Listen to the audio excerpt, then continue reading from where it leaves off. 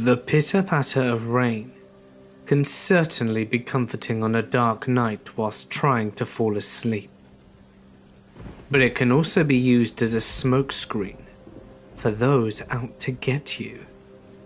It's time to get comfortable and let the darkness take control.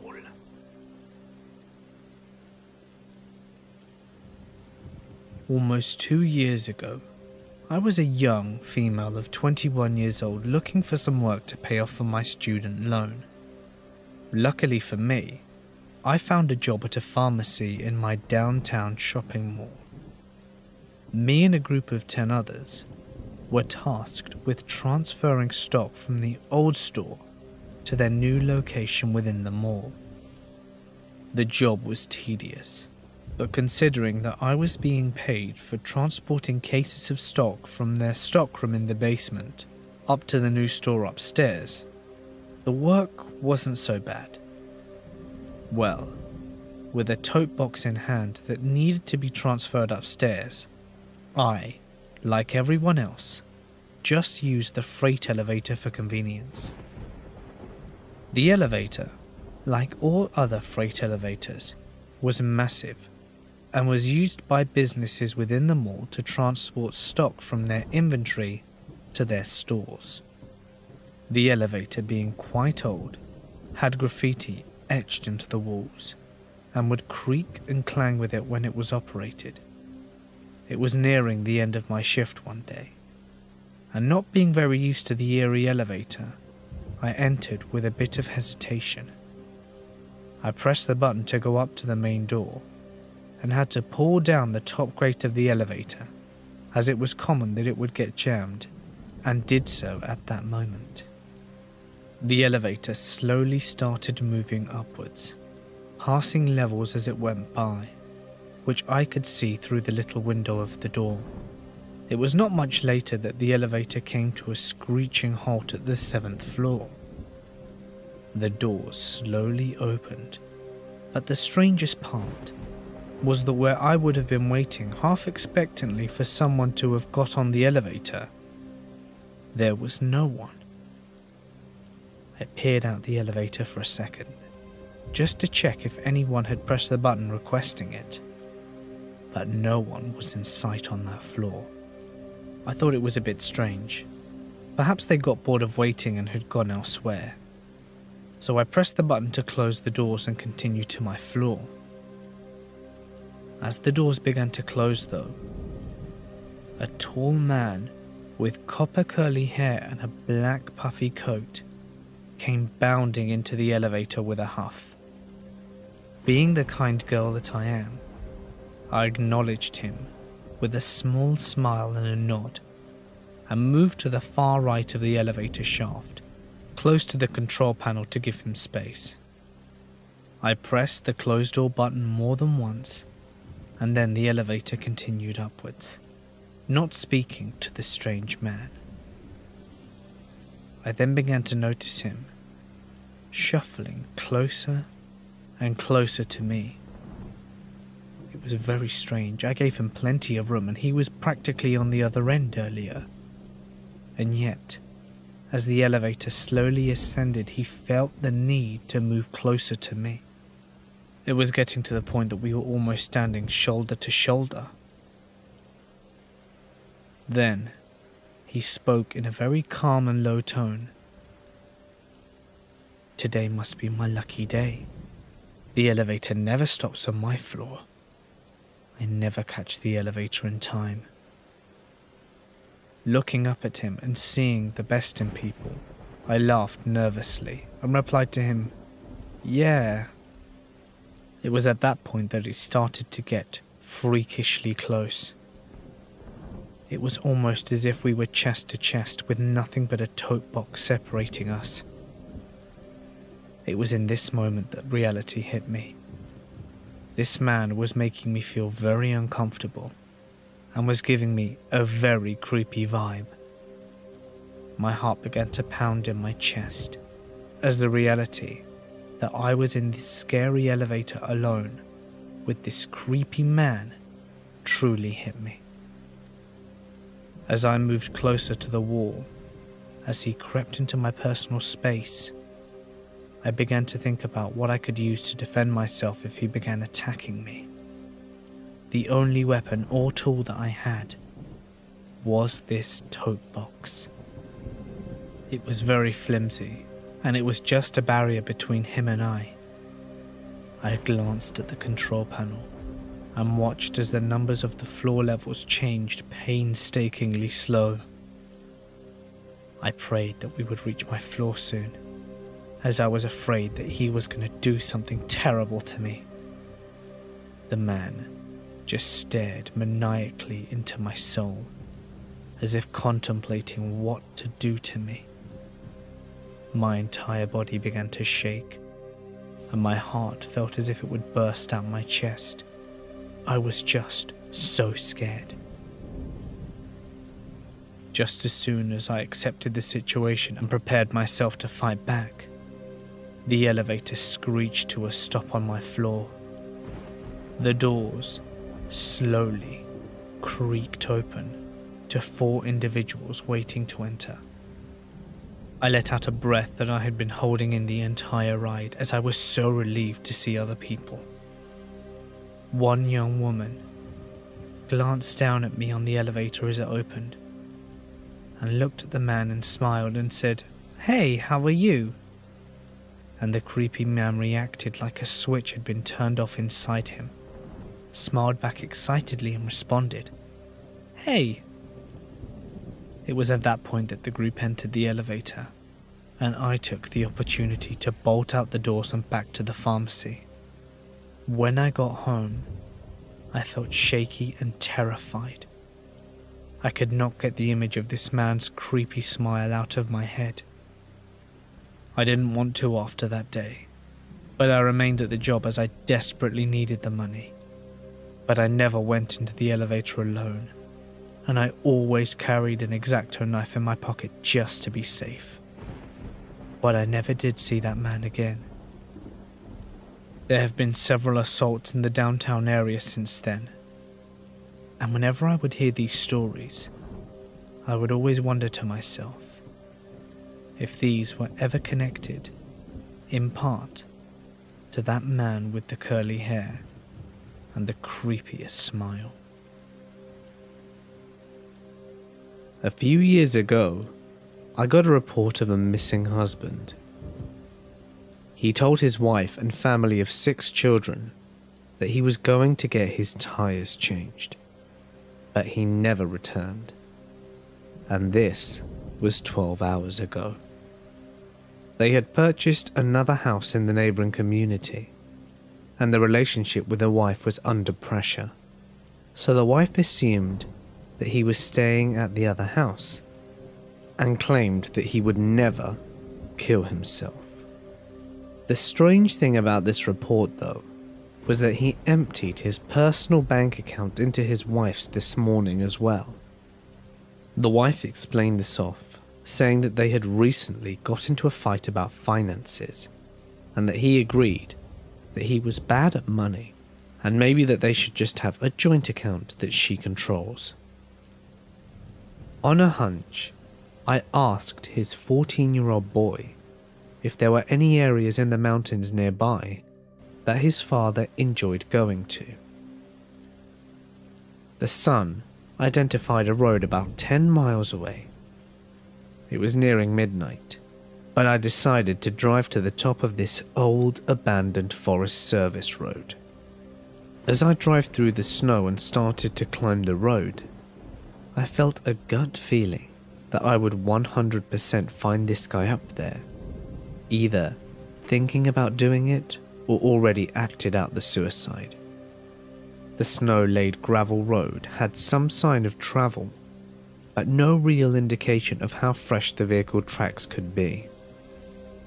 As I reached the top of the road about an hour after, I was honestly surprised that I did not find his black truck. I spent the drive back down thinking about gut feelings and how unreliable they were, but that I somehow felt different about this one.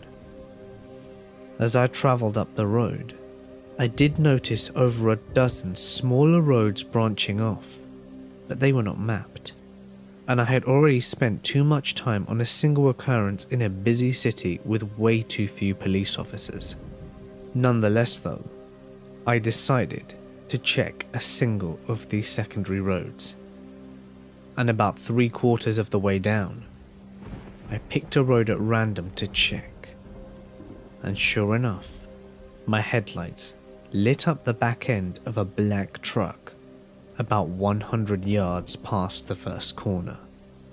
Even if I hadn't memorized the license plate beforehand, I wouldn't have had to run it. It was clearly his.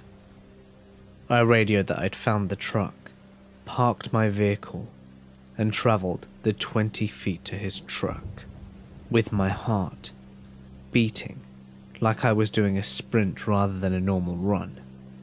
What I found inside was a mess of brains and blood, caused by a self-inflicted gunshot wound under the chin. I'll save you from the description. There was just something about this gut feeling whilst travelling this abandoned and quiet mountain road, followed by a sense of being tricked by the gut feeling, then finding out it was true by discovering such a gruesome scene. Having to wait 3 hours next to his truck waiting for body removal, and then to end it all by having to go to the family who was expecting good news to deliver to them the worst news possible. That makes me feel creeped out to this day. Once, about 7 or 8 years ago, I was on a road trip with my family. We had had a wonderful vacation in Disney World for a week, and we were driving back home to Houston from Orlando. I'd fallen asleep in the back seat, and I have no idea how long I'd been asleep for. Whilst I was asleep, I remember having the most vivid dream of burning alive. It was so hot, and I felt the fire burning me alive. I could hear it crackling. I could hear a faint screaming. I could even smell and taste the smoke in my dreams. I awoke startled when my mum had to slam on the brakes pretty hard. I woke up sweaty and very anxious. There was something off, and I could just feel it in the pit of my stomach. I asked my mother why she slammed on the brakes, and she just said something about traffic starting randomly on the freeway. We were in a slow, bumper-to-bumper traffic jam for about 10 minutes, which was enough to let me catch my breath and reflect upon the dream I had just had, to tell my family what I'd seen. We came up to the place that defined why there was a random traffic incident. A car had slammed onto the pillar of the overpass and was entirely engulfed in flames. No ambulance, no fire truck, and no police had arrived yet. Just Samaritans pulled over trying to help whoever was inside. Immediately I knew they weren't alive, and I had just been experiencing what they were. I burst into tears. Never will I forget it. I see a lot of people interested in the deep web these days. Mainly teens. People talking about red doors and maybe other alternative names to things that they think they're real, but have never seen themselves. People question this every day and ask, are these red door events real? Do they really happen? They are very real indeed.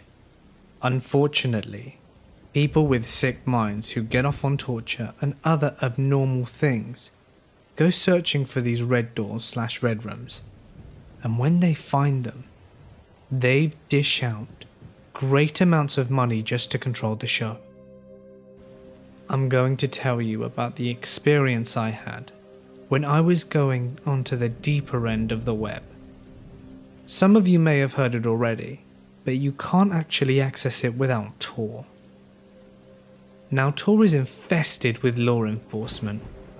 Red doors won't show up on the Onion any more than they used to. The only way that you can get to see a red door show is through the shadow web. And to get to the shadow web, you need an anonymous server which is called a Skix. It's like the new Tor, but without the law enforcement. The world is a much more cruel place nowadays in the cyber world. As a recently retired FBI agent who specialized in cybercrimes all around the world, I'm here to share a story of what I saw on one of my last cases before I retired. The case was never closed and got passed to the agent who replaced me. This was 4 months ago. I was working on a case that had been opened up through an anonymous complaint we had received online. The complaint was lengthy and in great detail described and mentioned many acts of torture beyond of what I had seen in my time in the agency.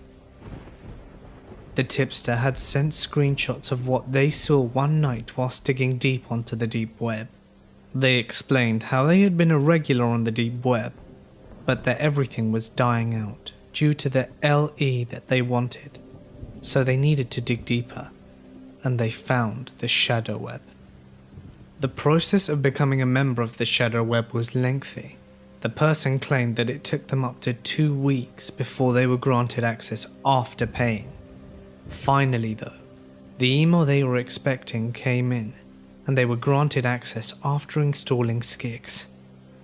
This was the new software that would allow them access to the shadow web servers. Little did they know what they were getting themselves into though. I can't give you too many details though, as the person who sent the information was murdered in their home a few weeks later. But this is where I will mention my experience as part of a personal investigation. I was given a link to the shadow web by the recently deceased, with permission from my boss. I was able to sit down and proceed and took the security precautions and paid the fee. It took the shadow web admin 2 days to send the email allowing me access. In the email, they prompted me to join as many as 4 live sessions that were going on throughout the week. One of them was called Sharkbait, another one was called Shit Cereal, and the other 2 are too gross to mention. The shadow web entrance that I was given was a portal to about 10 other websites through the shadow web. The websites didn't have names. They were named by numbers in a 1 to 10 list, and there were about 100 other websites on the bottom, but mainly they were all under construction. On the main page it showed the times, the dates, and the 4 shows that they were going to be broadcasting live on the shadow web through a stream. They were archives that began on March the 4th, 2015 and ended on August 23rd. These archives were of previous live streams that had already happened. I decided to take a look. The one that I chose was called Salted Snail. I didn't really know what to expect before clicking it. Judging by the name, I thought there had to be a snail involved. There wasn't. I clicked the link. It took me to a brown page with an advert and a video behind the ad. The advert started with a clown laughing.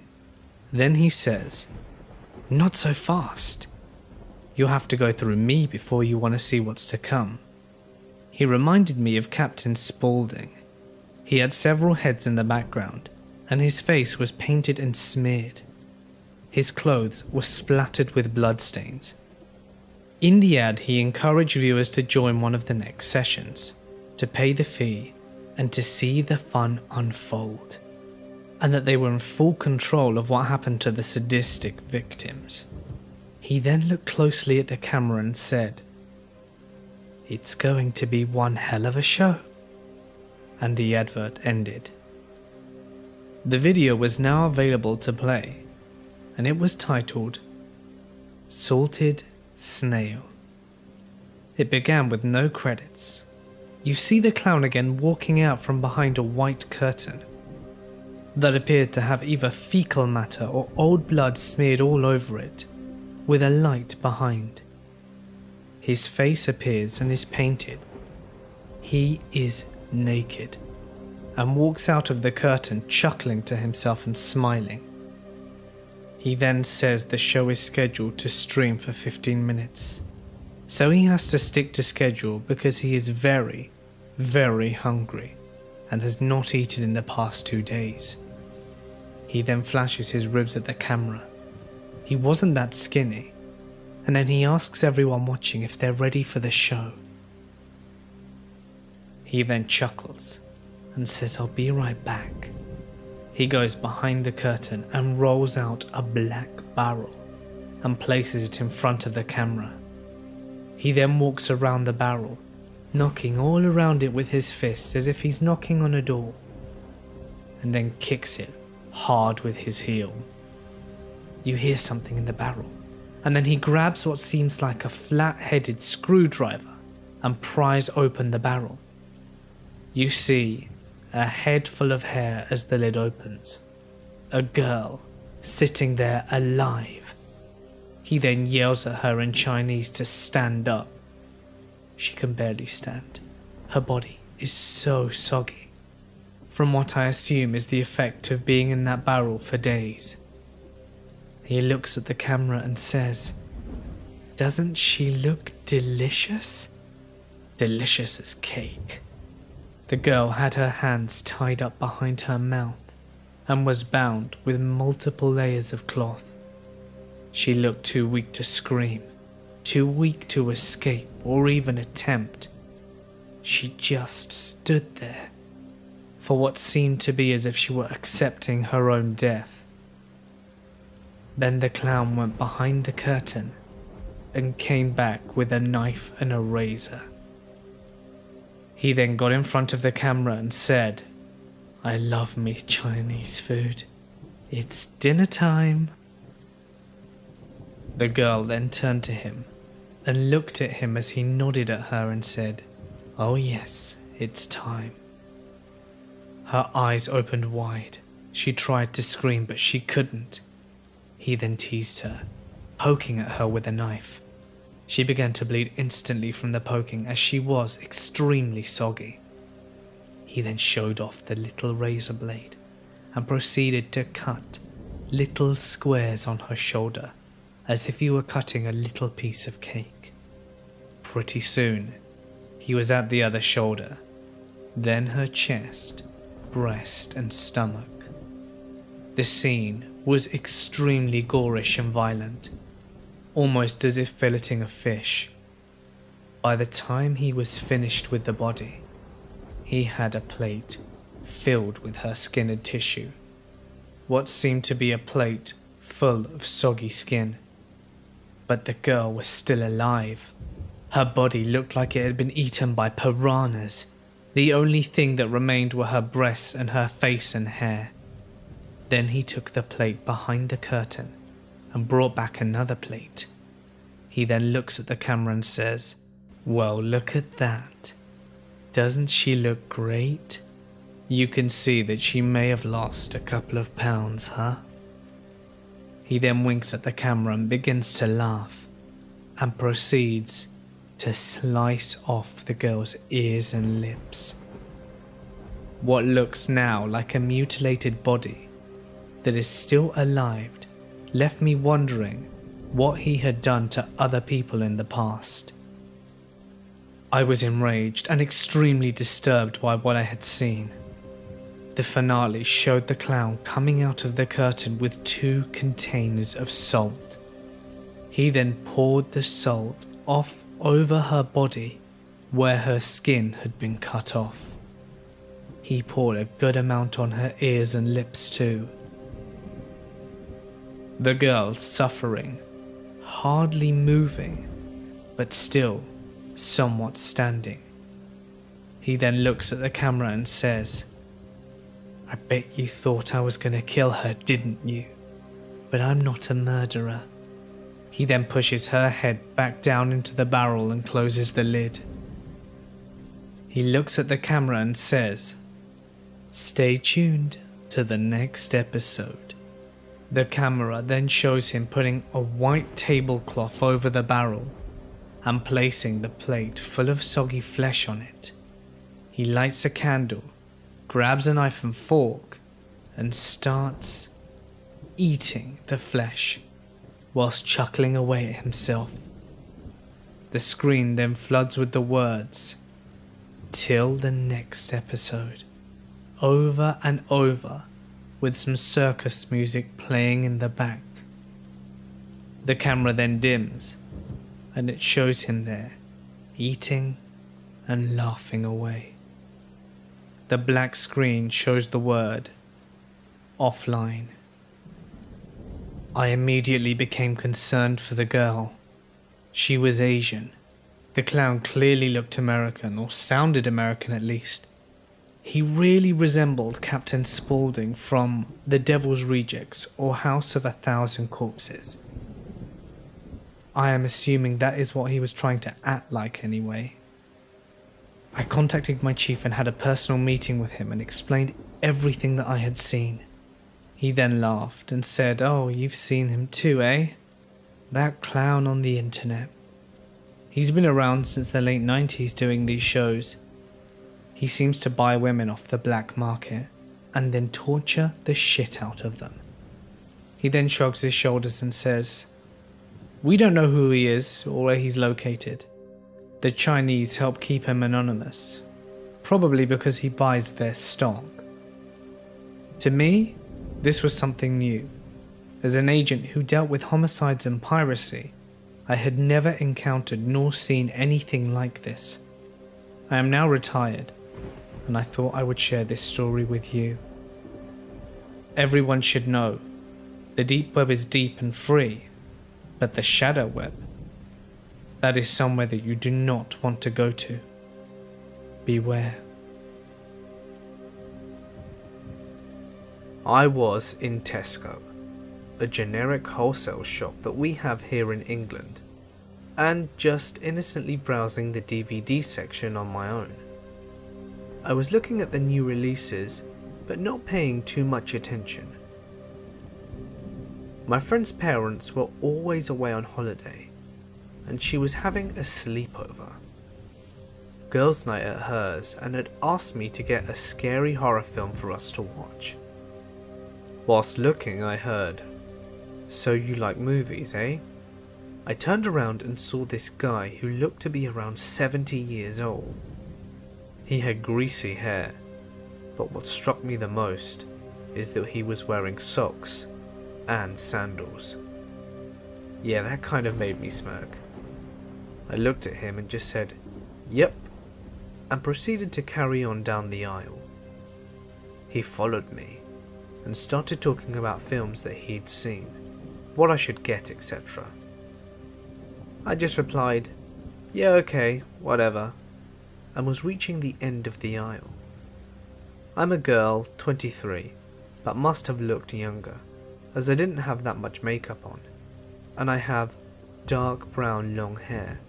This old guy was still following me, and asking me where I'm going, do I have a boyfriend, do I like oral, and if I am alone. That was it for me. I turned around, looked him dead in the eyes, and said, "Piss off, you hillbilly pervert," and walked off into the shop. I had gotten some ice cream and some popcorn and was now in my car driving to my friend's, singing along, badly, to the radio. I'm not so sure how long it had been there, but I noticed a silver pickup taking the same turns as I was. I was only doing around 50 in a 70 area, and they could have easily have overtaken me if they'd wanted to, but it stayed right behind me. My friend's turning past me, but I could take the next turning and double back on myself through the back roads. I didn't indicate, something I regret now and realised that this was very stupid of myself. I took the turning and drove as fast as I could to her house. And as I did, I saw the car take the same turning as me. She lives in a cul-de-sac area, and I parked my car down the road, not in front of hers, and ran into her garden. She always keeps the gate open, and I didn't know how long it would be before she'd have to open the main door, so I chose the garden. I locked the gate behind me and knocked on the back door. After being let in and being called a weirdo and peeping Tom, I got handed some wine. Not a minute later, there was a knock on the door. My friend opened it. It was the creepy guy from Tesco, with his silver car in the middle of the road. He was standing there saying something along the lines of, his daughter's car had broken down, and she had rung up from a house along this street, and he's here to pick her up. Is she here? He described me and what I was wearing. My friend said no, and shut the door in his face and locked it. I hadn't told them about the creepy guy, I'd only just got there. But she said there was something off about him, and wasn't my dad. No way I would have ever have known him. We saw through the curtain that he went to every other house in the cul-de-sac. He would get turned away, and then move on to the next one. We later found a piece of paper in a plastic sandwich bag left on my car windshield. It said, "Where did you go? I wasn't finished with you." This story takes place in August of 2013, in the mountains of South Oregon. I am a USAF Security Forces airman, in other words, a military policeman. My girlfriend was at work, and as a swelteringly hot day began to turn into thunderstorms, my buddy Nick and I decided to go exploring some back roads and get out of the heat in town. South Oregon is crisscrossed with logging roads, some actively used and many totally forgotten and grown over. Nick and I spent many of our days searching on roads that we knew, finding roads that we did not, and driving for hours into the mountains, eventually navigating back to paved roads. On this particular day, with storm clouds building over the mountains, we set off on a road that we'd never been on before and began the drive into the mountains. After driving for about an hour, we hadn't seen nor heard any signs of any other people in the woods. We rounded a bend into the thick fir woods and emerged into a meadow that was totally surrounded by thick aspen groves. The meadow was perfectly flat and eerily still. We both noticed the strange stillness almost immediately. No birds, hardly any insect noises, no squirrels, and certainly no other people. On the far side of the meadow, right at the edge of the tree line, there was a picnic table. The table was very odd, however. It was painted a bright orange and was much larger than a typical picnic table in a park. Remarking on this, Nick drove through the meadow to get a closer look. I remember being apprehensive as we approached. The whole scenario was exceptionally strange.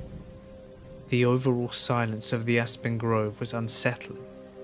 Also, it was nearly impossible to see far into the trees, as aspens grow extremely close together. When we parked by the table, I hopped out the passenger seat of the truck to check it out. I'm not very tall, only about 5'5", but regardless, the table was ridiculously oversized and practically unusable. The seats were nearly at chest level, meaning I would have to climb up to even sit on them. As I was looking at the table, Nick called me over to the truck, and I noticed that he was looking back into the aspens. At first, I couldn't see what he was looking at, but then I noticed a splash of colour that was completely out of place in the thick trees. A small, one-man tent was set back in the trees, about 50 feet away from this strange table.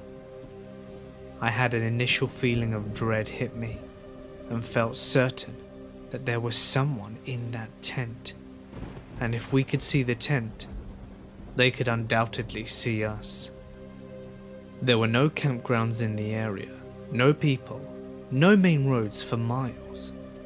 Surely someone camping so remote would be, well, at the very least, a strange person. However, as we observed the tent, we didn't see any movement, nor hear any strange sounds coming from it. Nick suggested that I call out. I didn't want to, but I did. "Hey, anyone in there?" There was no reply. Feeling completely on edge, Nick and I thought about driving away and leaving this strange area. But we began to fear the worst. What if there was a body in that tent? What if somebody had gotten kidnapped? Foolish, I know, but we thought it just the same. After some debate, we decided to have Nick turn the truck around to drive away from the campsite, should there be any need to leave in a hurry. He would be waiting at the wheel, my heart pounding. I started walking through the trees towards the tent. I was totally keyed up, with my senses on full alert. When I reached the campsite, several things struck me as odd. Backpacks were scattered all over. No fire had been built, and no wood collected. The tent, oh the tent, it was literally full of backpacks and women's clothing. Full of dread, I turned to leave to tell Nick what I had seen. As soon as I left, I heard Nick begin to yell, "Let's go, let's get out of here!" Not knowing what he was yelling about, I ran back to the truck. When I broke out of the trees, I saw a beat-up old Ford Taurus on the road, blocking us from leaving the meadow. I immediately leapt into the passenger seat, and Nick floored the gas pedal. The car was occupied by two men, and the third person was laying against the window of the back seat. As we drove across the meadow, the driver attempted to block us from the road, but Nick drove around them and accelerated the way that we'd come from. I looked back and saw the car attempting to turn around on the narrow road. Nick drove like a madman, and though I was honestly terrified that they would catch up, we hit the highway without seeing the car again. I still don't know if the person in the back was male or female. I called the state police and they promised to send a trooper out to check the scene. I received a call the next day from the trooper, stating that the campsite and the backpacks and all the women's clothing was gone, though he could tell that people had been in the area. The strange table was still by the thick aspen grove, and I have not returned to the area, and do not have any intention of doing so again. This happened ages ago, when I used to babysit. I was maybe 13 at the time, living in the countryside, and was babysitting most of the children on my street, which was around 20 houses. This particular neighbour would love to go out on Wednesday, because there would always be this Latin dance class that was going on in a nearby bar. So I was used to babysitting for her, and knew that she'd always come back very late. That specific night, the oldest of the three was a little difficult and didn't want to go to sleep. I struggled putting him into bed, and afterwards was quite tired. I studied my maths a little, and around midnight decided to take a nap until the kid's mum came back. A few minutes after falling asleep, I hear someone frantically knocking on the door trying to open it. It was the neighbour with her 2 young children. It was winter and we easily had 3 feet of snow and temperatures outside that must have been around -21 degrees C or -5 Fahrenheit. The kids only had their pyjamas on and an unzipped jacket. She was wearing jeans, a wool shirt and winter boots. I could see genuine fear in her eyes as I struggled unlocking the door. I panicked and had her walk all the way around the house to the patio door. When she got in, she quickly told me to bring all the children downstairs and turn off all the lights, and to not answer the door to anyone. The kids kept asking, "Who is Daddy going to kill? Who is Daddy going to kill?" And she kept muting and saying nothing was going to happen, and then she left. I woke all the kids up and brought them into the playroom in the basement and asked them to play silently. The oldest, who hadn't been asleep for very long, was asking what was going on, and I kept telling him it was a special occasion where he could come and play late with his neighbour's friends. I calmed down the 2 other children, telling them that no one was going to die. But in my mind, my time had come. I could see myself being shot whilst trying to protect these children. I was trying to figure out how to stay alive, or at the very least how to keep them alive. I wasn't trying to be a hero, but I was trying to convince myself that if it came down to that, I would have to try and protect them. I called 911, but started shaking and crying so much I didn't know what to do. It was an answering machine asking if I wanted the cops or an ambulance or firefighters. I called my mum, quickly told her what was going on, and she called the cops and joined me. As she got in the driveway, the neighbour's husband was walking up the street with a huge axe. My mum got into the house, locked the door and cracked open a window, and asked what was going on whilst he approached the house. He asked her to come out and confront him, thinking it was his wife.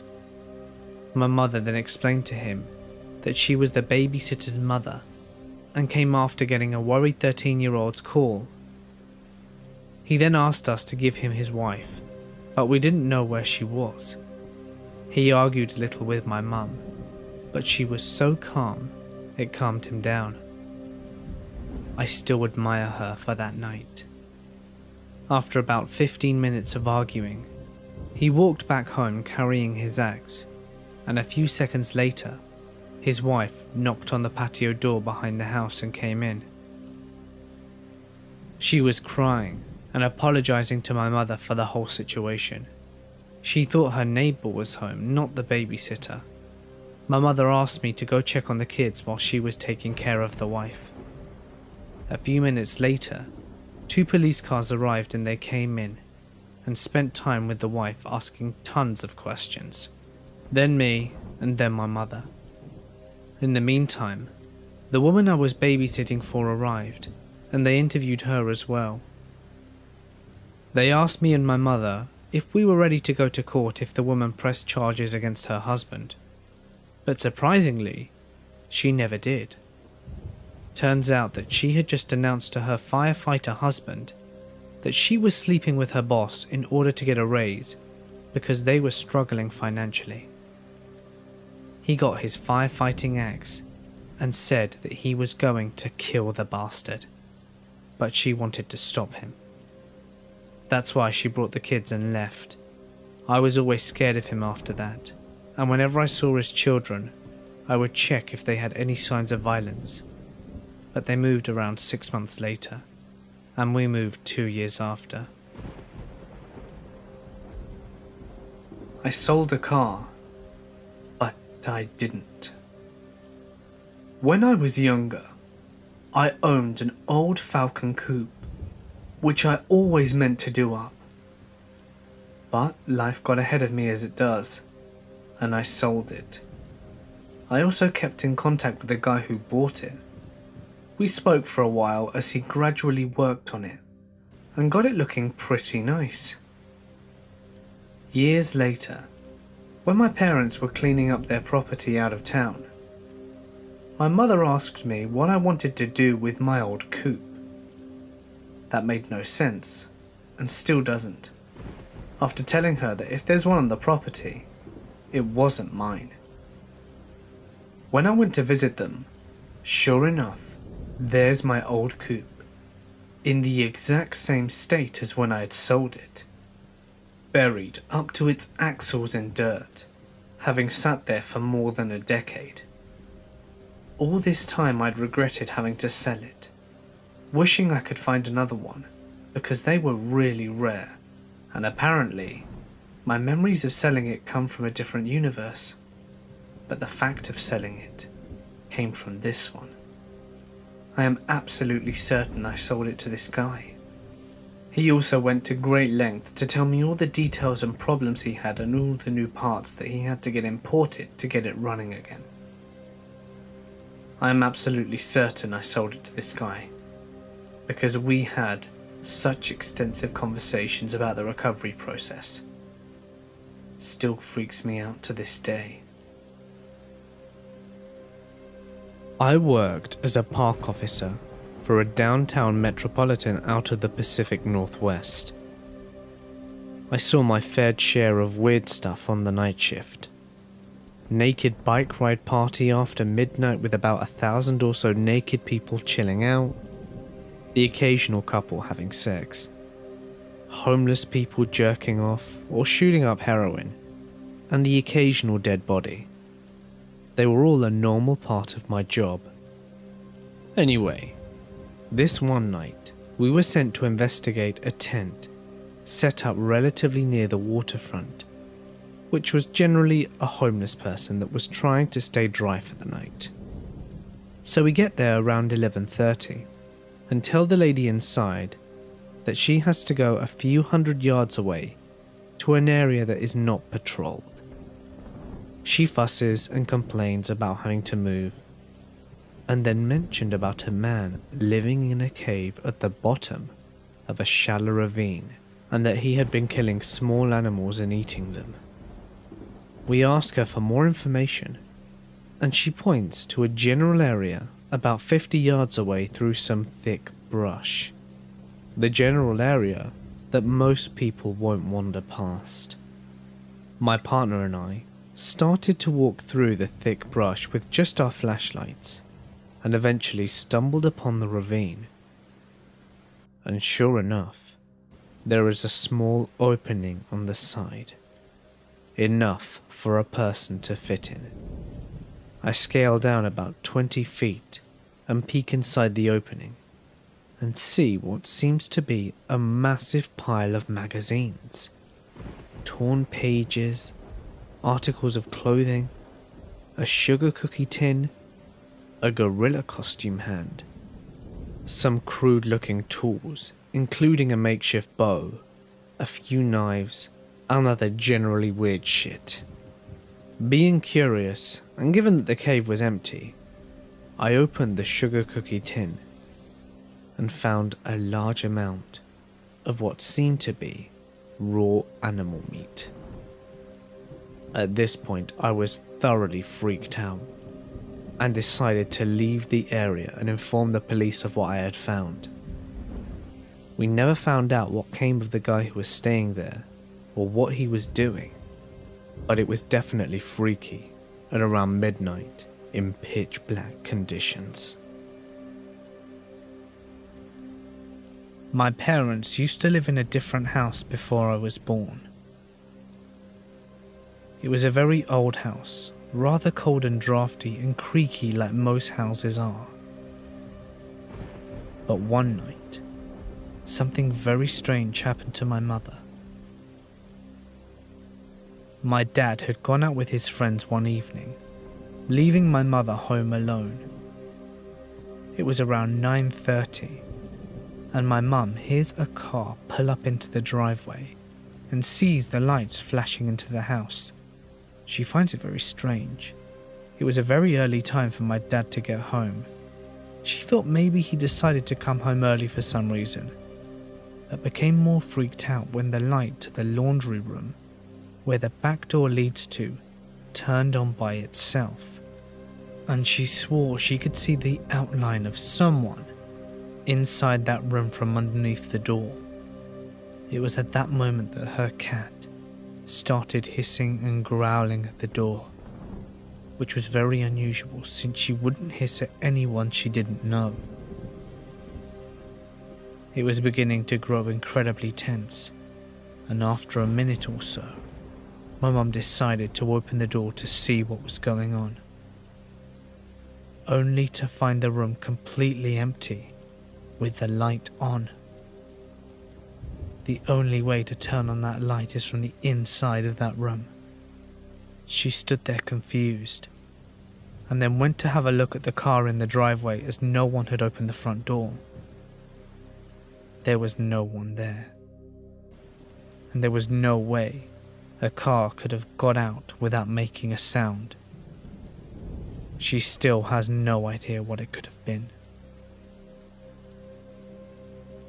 My girlfriend has had a recurring pattern in her dreams as long as she remembers. Since she was a small child, she would have a vivid dream every couple of months about a man. The man would always be wearing the same clothes. His face or age never changes, and he never speaks. It doesn't matter the kind of dream she's having, nor the environment. He can be found anywhere. And the moment that he enters into one of her dreams, the dream becomes a nightmare very quickly, and she will wake up in a cold sweat. He never did anything to her in the dream, just follow her and stare at her intently. Despite this, she became extremely terrified, of course. It felt very malicious to her. It always felt like she was being watched by him, and that he intended to harm and or kill her. We wondered about it together for a while. I'm more of a believer than she is, but she even suggested that he might have tortured and killed her in a past life, and she just kept the memory. She also mentioned she was afraid that he might be the reason she dies in this life. The dreams were creeping us both out, but as long as he stayed in the dreams, we didn't think much more of it. Now, this is the creepy part. My girlfriend was going home from work, as she usually does. She took a direct bus from her workplace, and a few stops later, the man from her dream gets on the bus. The bus isn't very crowded, and there are plenty of empty seats scattered all around. Despite this though, the man of course takes the seat directly next to her, blocking her way out. She is in absolute disbelief. He looks exactly the same, is wearing the same clothes that he always has, and from the moment he got on the bus, she felt him staring at her. She immediately got a panic attack and almost blacked out, but she just managed to stagger off the bus and run home, losing her pair of favourite gloves on the way. Like I said, the man didn't just look like the man from her dreams. It was exactly him, in every way. From the moment he stepped on, she felt the same sense of fear as in her dream. The funny thing is, since that encounter, he didn't appear in her dreams anymore, and she hasn't seen him in real life since. I really hope he doesn't come back to haunt her, and we're not sure what this could have meant, Could it have perhaps been a premonition, telling her to steer clear of this guy? Could it have been a coincidence? Or something else? I was camping on land associated with the Anasazi, long-dead Pueblo Indians that very few people know anything about. This was when I was a Boy Scout. We hiked for a few days and we saw black bears every day. It's normally a somewhat unusual sight and freaked out the adult leaders and caused us to religiously use anti-bear tactics like bear bags. Not totally related to the story, but it slowed us down, which led us to the events here. Anyway, we camped in a wood cabin at the bottom of a plateau, and the local rangers told us a bunch of spooky camp stories about the plateau and its relation to the long-dead Anasazi people. Even their real names is lost to history, as Anasazi is what the Navajo called them, meaning ancient enemies, or those who are not us. Another part of what they told us that stands out is that the Anasazi were obsessed with ravens, and possibly crows as well, and a lot of their superstition revolved around massive raven people and people with raven heads, stuff like that. I completely forget all the other details at this point, as it was well over a decade ago. Anyway, my tent mate is a bit slow, and is also very allergic to peanuts. He ends up eating some of the pre-packaged food that contains a copious amount. That, combined with the ongoing poor planning, fear of bears and sloppy leadership, causes the adults to decide to camp out on the plateau rather than keep going. On this scout ranch, you're only supposed to camp outside the designated areas and never on the particular plateau, just because of the geography and the environment. But forget the rules, because we do anyway.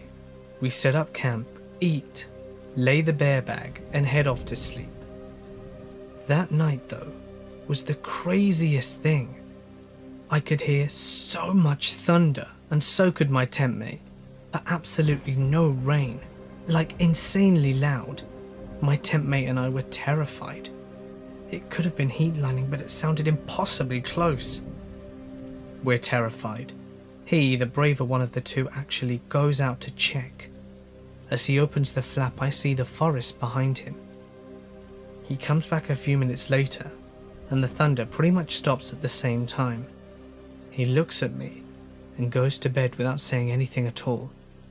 It's not unusual in itself. He could be pretty slow and non-social, and likely had mild autism in hindsight. But the next day, we wake up and a ton of things popped red flags. Firstly, our tent is facing an open field, which is very strange, because yesterday we both saw Forrest from when he left the tent to check. Second, no one else heard lightning that night, except for us, which was absolutely crazy as it was loud enough to wake everyone on Earth. Remember how my tent mate checked out the thunder as well? Well, he had no recollection of what he saw. He woke up confused, saying that the last thing that he remembered was just stepping outside. The good part though, the guy in the tent next door brought this up before we did.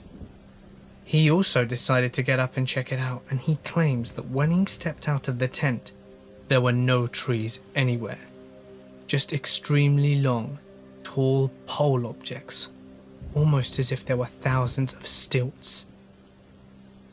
When he looked up, he also said that there was no lightning visible, but it was super bright, full moon on steroids bright.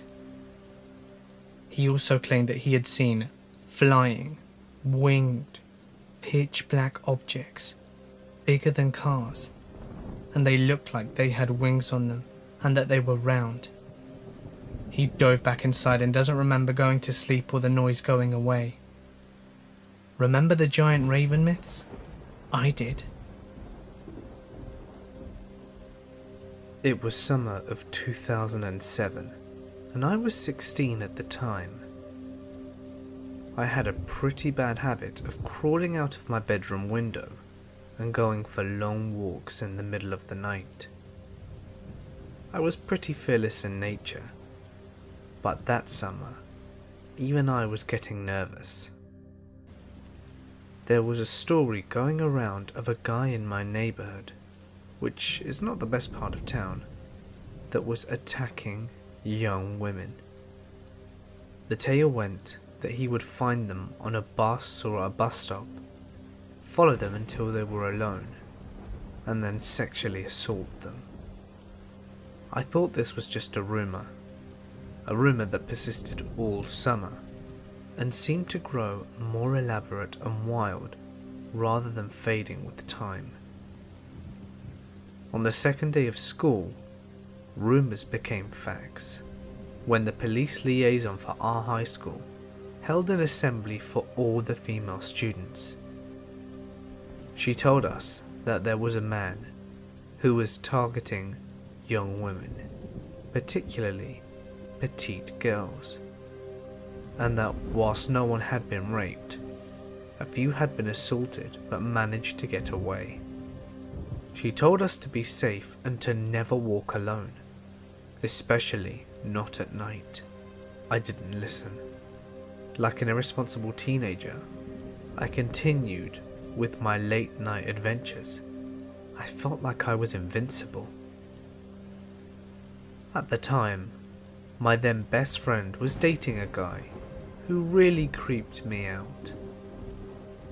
At the time, I was casually dating a less than stellar guy myself, so I felt like I couldn't really judge.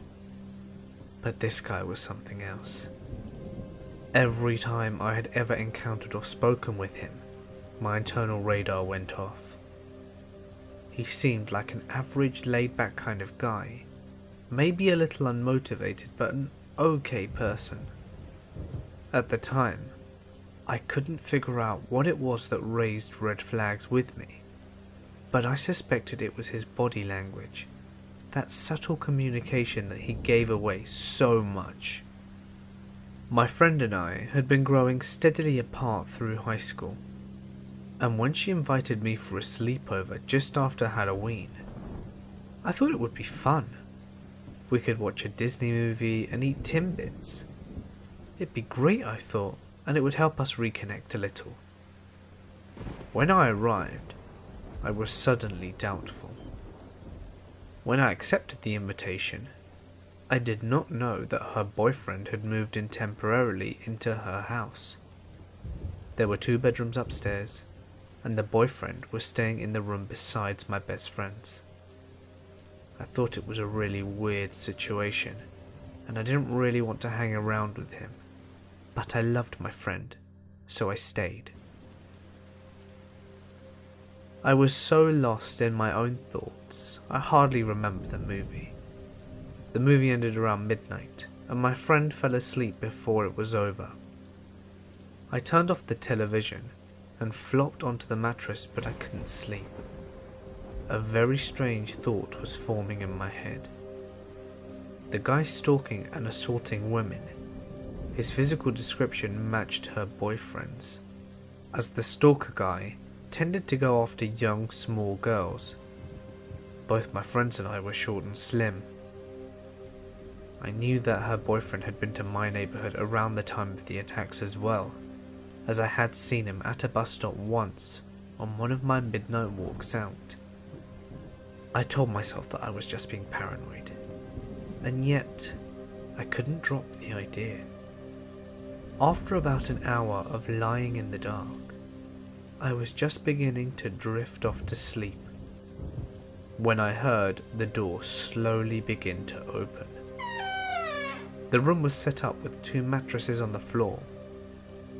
My friend had the one closest to the window, and mine was so near the door that if I reached out my legs I could close it.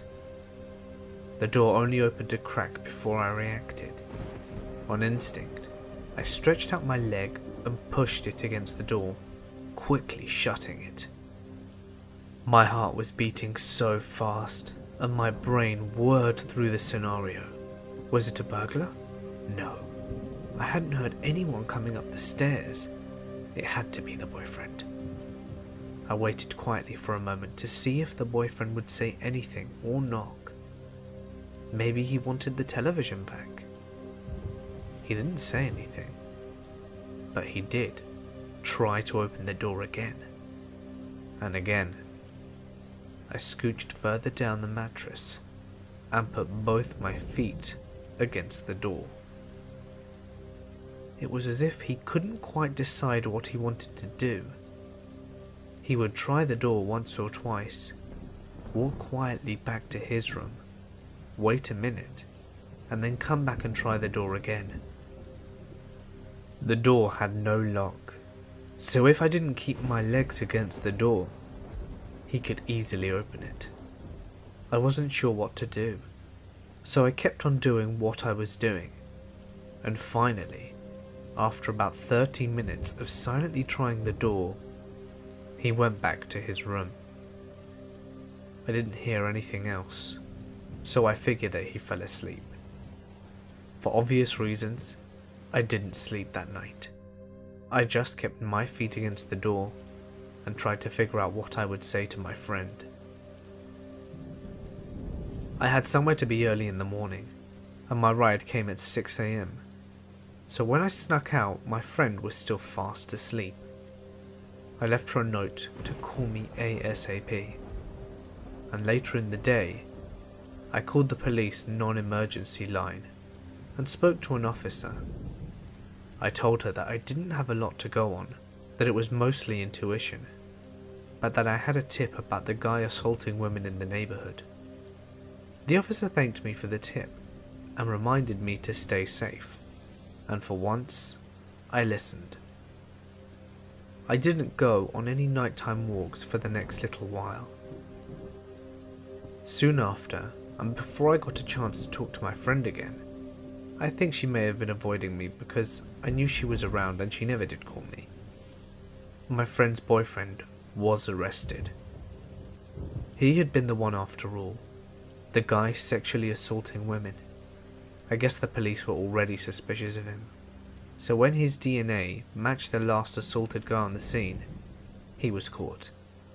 It was a terrible thing to go through, but my friend was really brave, and she even worked with the police to get justice for the victims.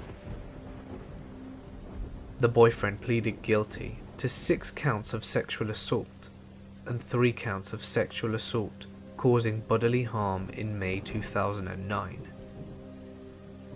He was sentenced to 5 years in prison and is to be listed on the Registry of Sex Offenders for 20 years. If you're interested in reading more, you can read the articles in the description. Moral of the story, kids, is always listen to your intuition. I have been babysitting since I was 13. I've had more than a few creepy experiences on the job, but this one was the worst that I've ever had. Last year in April, when I was 17, I had every babysitter's nightmare happen to me. I met the family through my grandmother, Laura. Laura lives in a nicer neighborhood. The people are genuinely nice and everyone knows each other. It was a very small subdivision, with a very big highway on one side of it, and the woods on the other. One evening, my grandma introduced me to the family that lived across the street, who was in need of a babysitter. They were a young couple with their first daughter, Lily. Lily was 3 years old at the time. After talking to them for a while, the family asked me if I could try babysitting Lily. I agreed, and after watching her a few times, the family asked me to stay on as their regular babysitter. Lily, like most 3-year-olds, was a handful, but she was a sweet kid, so I agreed to help the parents out. We set up a schedule where I would come over twice a month regularly for their date nights. This was perfectly fine by me, and as a teen, this was a dream job. Because my grandma lived across the street, we developed a pattern. every time I babysat, I would park my car at her house and chat to her before I went over to Lily. I would also stop in before I left. My grandma would leave the side door unlocked for me because she would fall asleep sometimes before I got done. A couple of years passed without incident. Lily turned 4, then 5, and became even more of a handful. The night of the incident, the parents left in the early afternoon, and because the sun was still out, Lily wanted to go to the park down the road. I said no initially, because I had no key to lock the door with, but she wore me down with her persistence. I turned a light on in the living room and led her out of the back door. We stayed at the park until it got dark, and I was exhausted by the time we got back to the house. When we got back, nothing looked out of place.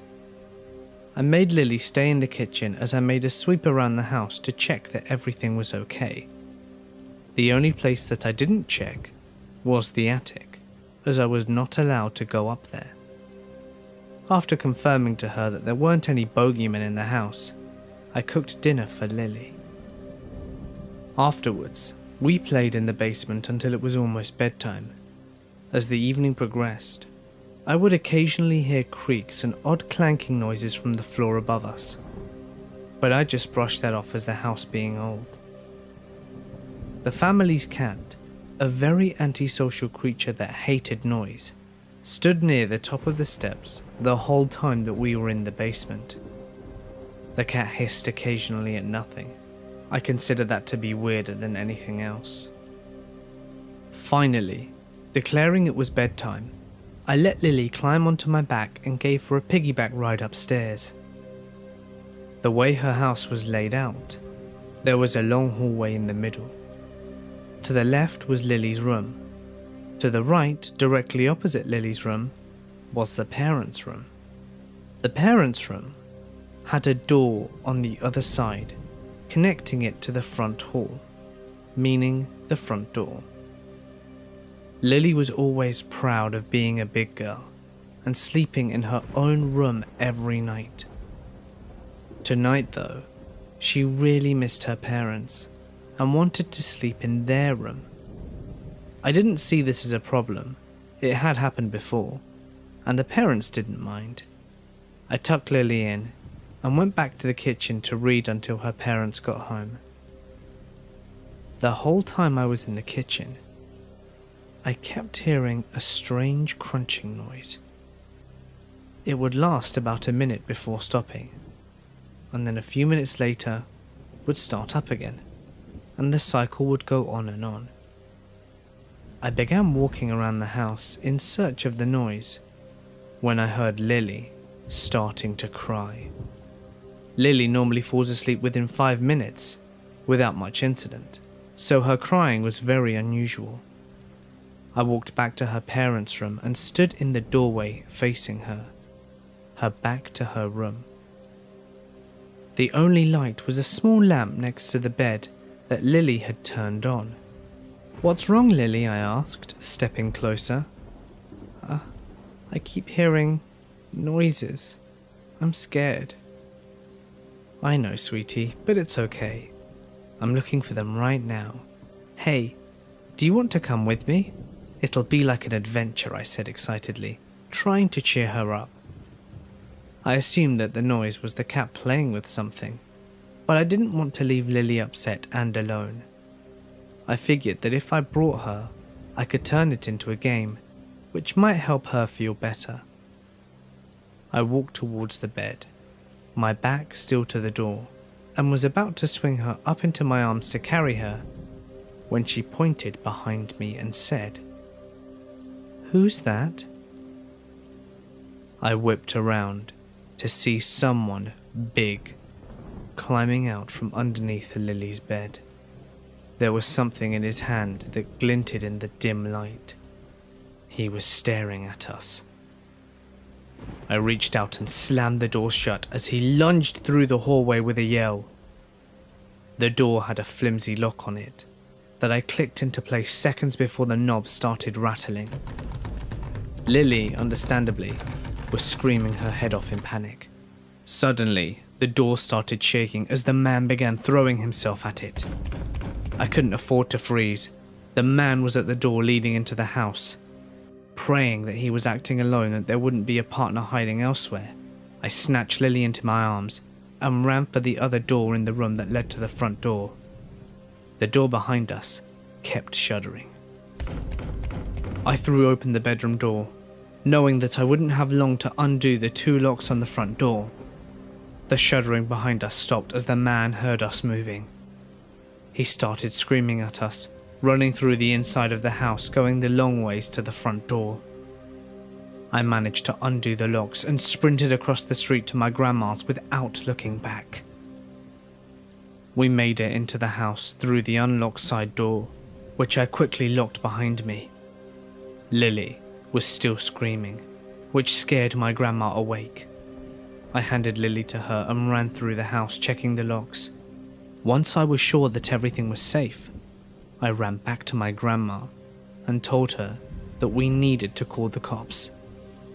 My grandma gave me her phone. I went into the living room away from all the noise to make the call. On the phone, the operator I spoke to sent police immediately upon hearing what had happened. She then asked me if I could safely see the house. Carefully pulling aside the curtains, I chanced to peek through the window at the house across the street. The front door was shut, which was not how I'd left it, and all of the lights were off, when I always keep at least one light on. I mentioned this to her, and she told me to stay put. The police arrived in a few minutes and did a search of the area, but by that time the man was gone. They spoke to Lily and I, but we couldn't offer much because we didn't get a chance to see him. When the parents got home and saw the chaos, they were terrified and ran over to us. When I told them what happened, they seemed just as confused as we were. Whilst the police didn't find the man, they did find one thing that he left behind under Lily's bed: a box of mint Tic Tacs. The crunching noise that we heard was him chewing on them whilst he waited for Lily to go to bed. I don't know who you are or what your plan was to do, but let's never meet again. About 5 years ago, my friend and I were leaving Newton Falls, Ohio, after the 4th of July fireworks. We headed towards Akron, which was about 45 minutes away. A short bit outside of town, we passed state troopers in an area and a motorcycle on its side, with a body covered. There was suddenly a rolling mist that was coming off the surrounding fields. It hadn't been foggy or misty before, not until we passed that fatality, and even with high beams, it seemed like we were driving through thick pea soup mist. I saw a road sign that we had to basically stop to see. The name was not familiar at all. My friend's PT Cruiser said that we were going fine, but the road wasn't familiar. The mist kept rolling off the fields. No other cars were around, and we drove for over an hour, and still stayed in the same area as it seemed, with winding roads and the mist rolling around us. It was starting to get very creepy. It didn't help that I had no internet coverage on my cell phone, so I text posted to Facebook and asked if anyone was up to please call me and bring up Google Maps so they could try and help us, so that we could find out where we were, as we were very, very lost. A few minutes later I get a call. We were driving very slowly, and I gave them the name of the road sign. They couldn't find it on the map. They even searched for it and nothing came up. The longer we spoke, the more the mist started to dissipate. Suddenly, when the mist cleared, we were in Rootstown. However, this made no sense at all, as to get there, we would have had to have gone under I-76, which is what we had been trying to do. We had been driving slow enough to catch sign reflections, and there were no signs for the 76. My friend on the phone said that there was no way we could have gotten there without going under the 76 or seeing exit or entrance ramps. Well, we did, and there were also now vehicles around us. We took a road through Rootstown 18 to Akron, and what did we pass in Rootstown? State troopers, a motorcycle on its side, and a body covered. When I tried to find information on the Newton Falls accident, I couldn't find anything in the following days, nor the accident that we saw in Rootstown. I have no idea what we might have entered, but I believe having someone call me managed to get us out of it. I am a biologist, and one of the perks of the job is being able to see some remote and spectacular places that people don't often see. Part of my work involves collecting insects from remote watering holes out in the middle of Australia, a few 100 kilometers north of Uluru.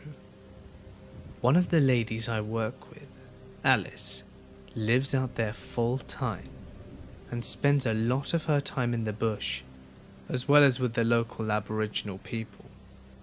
She has a trove of stories and weird experiences, but I just thought I'd tell you about the one that I had. So, as I said, I visit a lot of waterholes out there. Being a very arid region, these waterholes hold great spiritual and cultural significance to the indigenous people.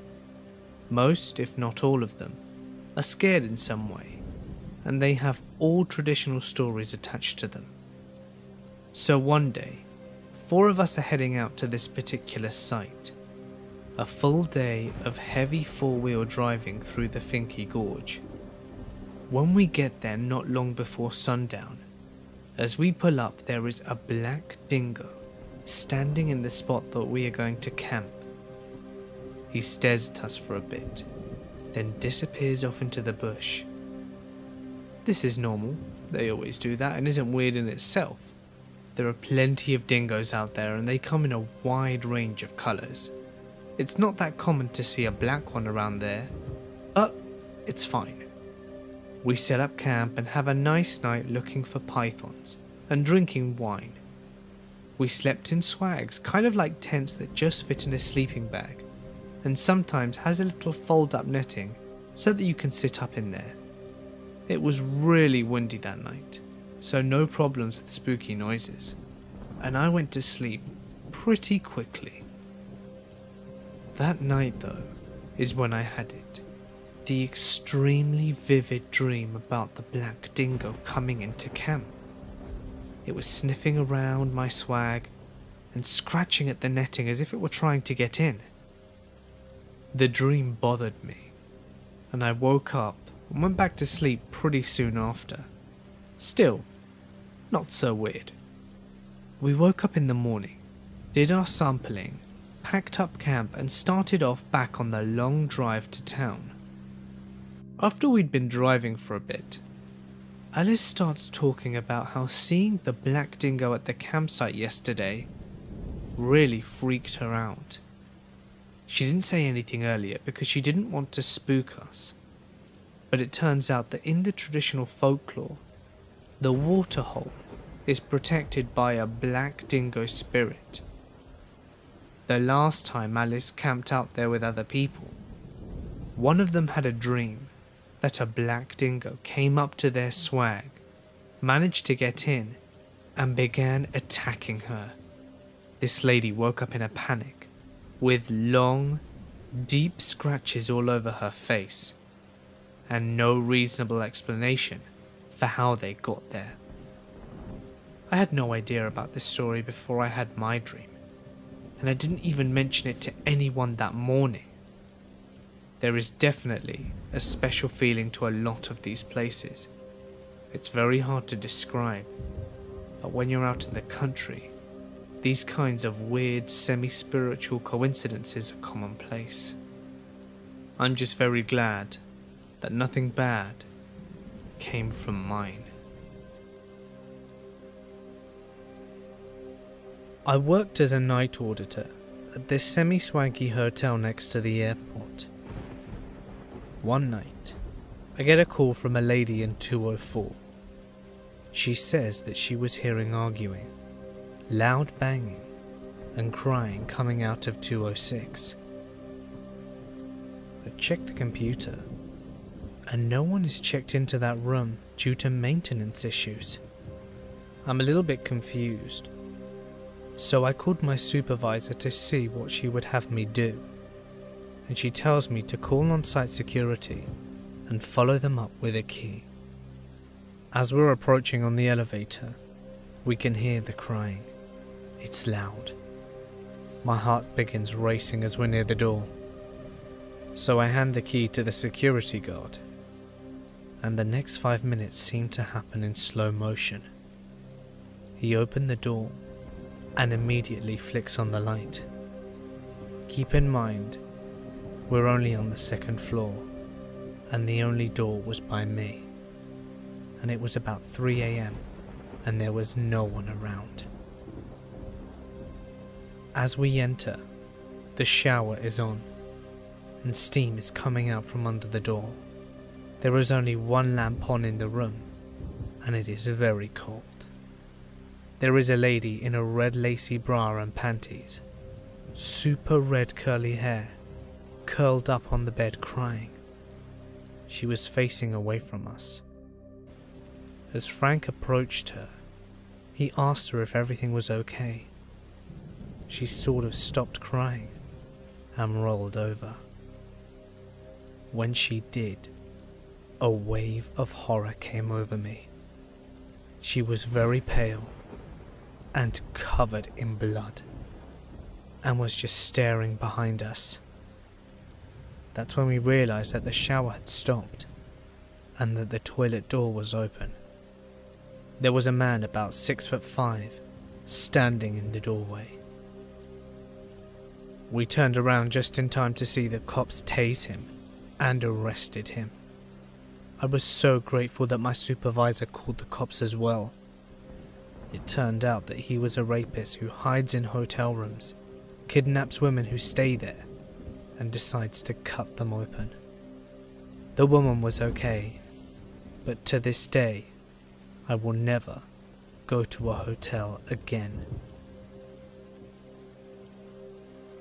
A few years ago, we had an apparent suicide, pedestrian versus train. Hispanic male in his early 20s, and he left a note and then decided to go take a nap on the tracks. It was a mess. I mean a real horror show of a mess. And anyone who's ever had to work a rail-grade collision knows that your investigation takes a back seat to getting the train moving again. So we are working like crazy to get everything in order so that we can release the train. Well, and this is the creepy part. The family claimed we missed something out there. Personal property of the deceased, I suppose. According to the mother and grandmother, this kid had a big, gaudy gold cross neck chain that he loved more than life itself. We searched for it high and low and never found it. We even came back out with a K9 unit and tried to pick it up, but still, no dice. At this point, it's just gone. Disappeared into thin air. Well, this guy's younger brother is a 17-year-old kid with a chip on his shoulder. He goes out there at night a few hours after we'd cleaned up, and decided to look for himself. Before he went out though, he told his friends and family that the cops were worthless and that we were not trying to help. I shit you not. You cannot make this stuff up. He gets hit by a different train in almost the same damn spot on the tracks. You could still see the bloodstains on the shale. So sure as hell we go out, and I'm not even kidding. We find this poor kid over 100 feet of tracks, and he's got the gold chain clutched in his hand. That's some Final Destination shit right there. I felt so sorry for the parents. I was around 11 or 12 and living in upstate New York. I had made friends with a girl in my class, Stacy, who was very poor and lived in what was considered the ghetto of my town. If you've ever lived in upstate, you'll know how laughable this is. We'd often hang out at my house. There was plenty of healthy snacks and I had cable. But one day, I was invited to a sleepover at her place. I packed a bag and headed over after school.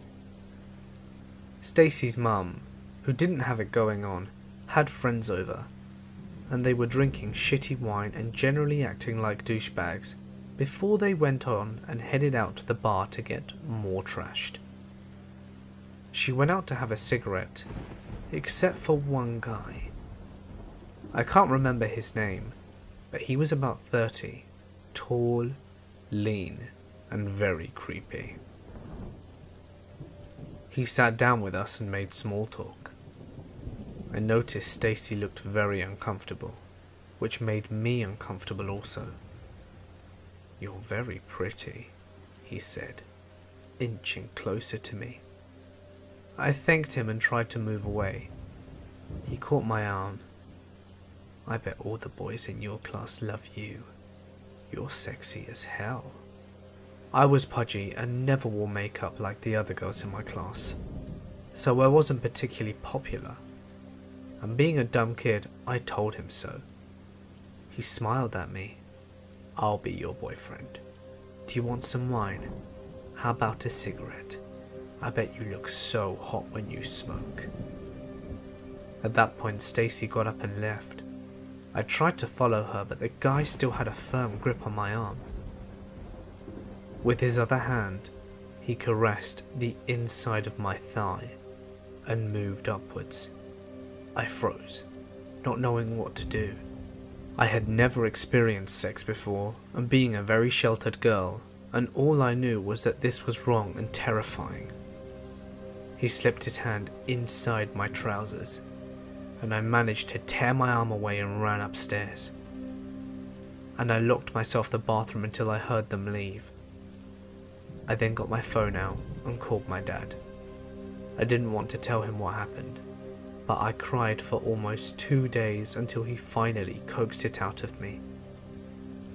The police in my town are notoriously lazy. They took my statement, and this man was not unknown to them, and no arrest was made. At lunch the next day, 2 girls I'd never spoken to, Ashley and Jemima, sat at my table. They told me that he did the same thing to Jemima when she had a sleepover with Stacy. Ashley had agreed to be his girlfriend, and he'd forcibly taken her virginity, which her parents reported to the police, hence him being not unknown. To my knowledge, he got away with everything. The police never did a damn thing. In the year 1972, my younger sister and I were forced to move from our home in Norway to go live in the UK. My mother had just married an Englishman who had 4 children of his own, and they were expecting another one. It was a miserable time for me, because at 6 years old, I had not begun school yet in Norway. so consequently I spoke no English. I had also been forced to leave my father and beloved grandparents behind, and my own mother was more interested in her new husband than any of her children. My childhood was the unhappiest time of my life, and this was only exasperated by the experiences in the manor house in which we moved to.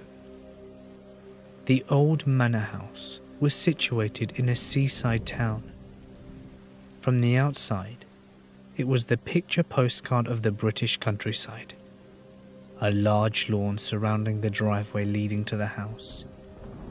A glass greenhouse, stables around the back, and horses in the paddock.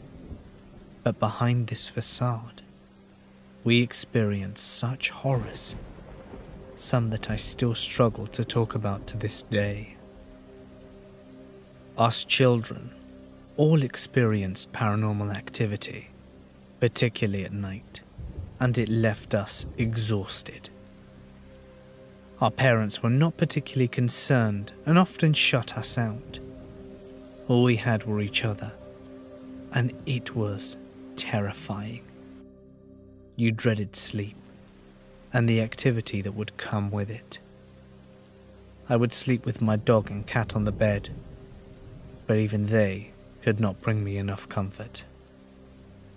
One night, when I was around 9 years old, I was awoken by my dog standing near the bedroom window growling. The cat was standing with her back arched and fur standing on end, hissing loudly. All of a sudden, though, my dog whimpered, and then suddenly there was silence. The room went cold, and the darkness seemed to engulf us.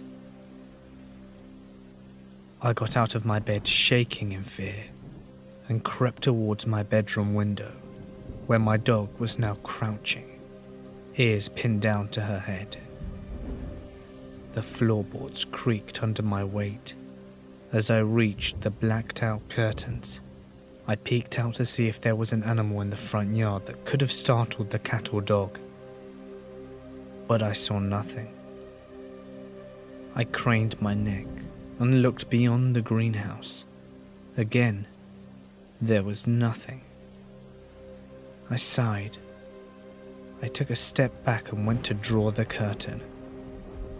But then, suddenly, everything happened at once. The dog started barking ferociously and frothing at the mouth, and my bedroom door swung open and slammed hard against the wall. My posters then flew off the walls. I turned back to the window and I saw the face of a man smiling menacingly at me. Terrified, I spun around expecting to see someone who stood behind me. But when I did, there was no one there. I turned back to the window and it was gone. All that was left was the fog imprint from the outside of the window, as if someone had had their face pressed up against it and was looking in. My room was on the second floor, and no one could have reached that far without a ladder. Since that day, I have never forgotten that face. But the activity continued. I would wake up nearly every morning with my posters littered all over the floor, and would spend the first part of my day pinning them back up. It was relentless.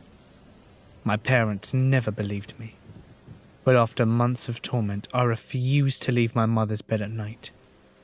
It was then when my stepfather was forced to sleep in my bedroom for a night, and only after he experienced it for himself did he believe me. When he woke up in the morning, all of my posters were laying skewed on top of him. Despite all of this, there was one thing that did bring me comfort during my miserable childhood. I always missed my family in Norway dearly and cried myself to sleep most nights. But then one night, I felt a light touch brush beside my hair from my face. This simple and intimate action brought me so much comfort.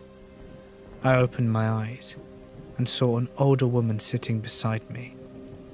She had grey hair swept back into a tight bun, and now reflecting on the clothes that she wore, I suspect that she was once a maid or the head of the house. After all, this was a very old large manor house. She would visit me often and always brought this feeling of familiarity and comfort. Although I knew that she wasn't alive like you or I did feel that she kept me safe from the man that I saw at my window. I was not the only child in that house to have a paranormal experience either. My younger sister Ella shared a room with our stepsister Marie, and she would awake nightly with fits of terror and sweat, and she would often come into my room and curl up in my bed, frightened with me. I only had a small single bed, and with a dog, cat and now her kittens, it became too much to have her in my bed with me. So one night, when the usual routine of night terrors and her crawling into my bed had occurred, I told her to go to our mother's bed instead, insisting that I would take her there. I held her hand, and we left my room and went onto the landing. My mother and stepfather's room was at the very end of the hallway, and right next to it, there was a very large Victorian mirror. We could see our reflections as we crept along the corridor, and were careful not to wake up our sleeping siblings. Then suddenly, Ella stopped, frozen. I looked down at her and tugged her arm. Unresponsive, she stared ahead at the mirror. My heart sank and I became overwhelmed with a feeling of dread. Slowly I looked up. There in the mirror, we saw the back of a maid pushing a service trolley. She was moving towards us. We belted back to my room and hid under the quilt. We heard the squeaking of wheels pass us and stop. We didn't dare to look, and we stayed there until morning. I will never forget these events. I am being watched. Everywhere I look, there was a red light pointing at me. This has been happening for years, but I've actually seen them now. The men with the blue hoodies. This all started to happen when I was 7 years old. Back then, my family was in a sort of financial situation, as my mum had to leave her job because they weren't giving her any hours. My mother and my 2 older brothers and I lived in this sweet little motor lodge with a community pool, as well as cable TV that meant we got all the kids' channels. We had 2 rooms, which we kept nice and tidy since we called it home. Every day, my brothers and I would chill at the pool, mess around and keep doing what kids do. But then one day, everything changed. I had run out to go into the pool before my brothers got dressed, and so I was in the pool swimming alone. There were 2 very fine-looking women just sunbathing on the side of the pool. I hadn't recognized them from anywhere before, but I paid no notice to them. The ladies soon joined me in the pool and struck up a conversation with me. Only one of them spoke. We'll call her Lily, as I never found out her real name. Lily asked how old I was, and I proudly told her that I was 7.5. The 2 ladies giggled, and then Lily asked me a slew of questions, most of which I don't remember now, except for, did I like having my picture taken? I thought about it for a bit, and told them that I loved being in the spotlight. "Well, your picture is going to be seen by hundreds of people," she said. "Say cheese." I smiled, and the flash of the camera blinded me for what seemed like a minute or so. And when I opened my eyes, the ladies were gone. I rubbed my eyes for a little and my brothers jumped into the pool. They asked if I was okay, and to not run into the pool like that without them. Ever since that event, I've always felt as if I were being watched. Definitely not by the same people, but I didn't pay it much mind. It was just ordinary things. When I was walking down the streets, I'd look over and I'd feel like these people were watching me.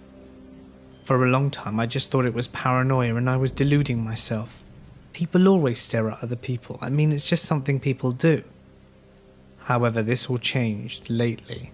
As I got older, my brothers taught me about the secret internet, i.e. the deep web. I'd been exploring on it for months, and it was just an ordinary day of randomly clicking through links on the hidden wiki, trying to find something interesting, but not too interesting. I came across this site called Candy Candy, and it read, "If you want to find any little boy, you've come to the right place. We have a variety to choose from. Fat, skinny, tall, short, infant, you name it. You want it? We got it." I was initially creeped out and decided to close my browser until a pop-up showed up saying, "Are you sure you want to leave?" I didn't really want to leave, so I scrolled down a little bit more. But I wish that I hadn't. I saw pictures of chained up and brutally abused boys under the age of 10, each having the tag taken. My mind told myself to leave and forget what happened, but I was fascinated. I kept scrolling down, cringing at the pictures, until I saw myself. There was a picture on the website of me at the pool. It was from years ago, but it was there. I looked at the tag of the picture and it said, "For sale." I clicked the picture and a summary popped up saying, "Aged around 13 years old, black hair, hazel eyes, loves company." After I saw this horrifying description, I shut off my computer and tried to forget it. But I could never forget it. Every once in a while, I'd log back in and check, and it would always say "for sale." I'm 15 now and went on the website again. I immediately scrolled down to my picture, which was now a recent picture of me at the OBX beach in North Carolina. The tag now said, "Sold."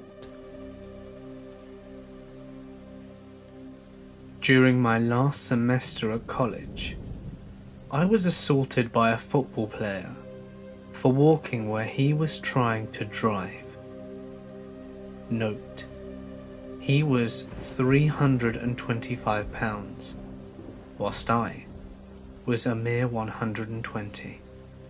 Whilst unconscious on the ground, I lived a different life. I met a wonderful young lady. She made my heart skip and my face red. I pursued her for months and dispatched a few jerk boyfriends before I finally won her over. After a 2-year relationship, we got married, and almost immediately she bore me a daughter. I had a great job, and my wife didn't have to work outside the house.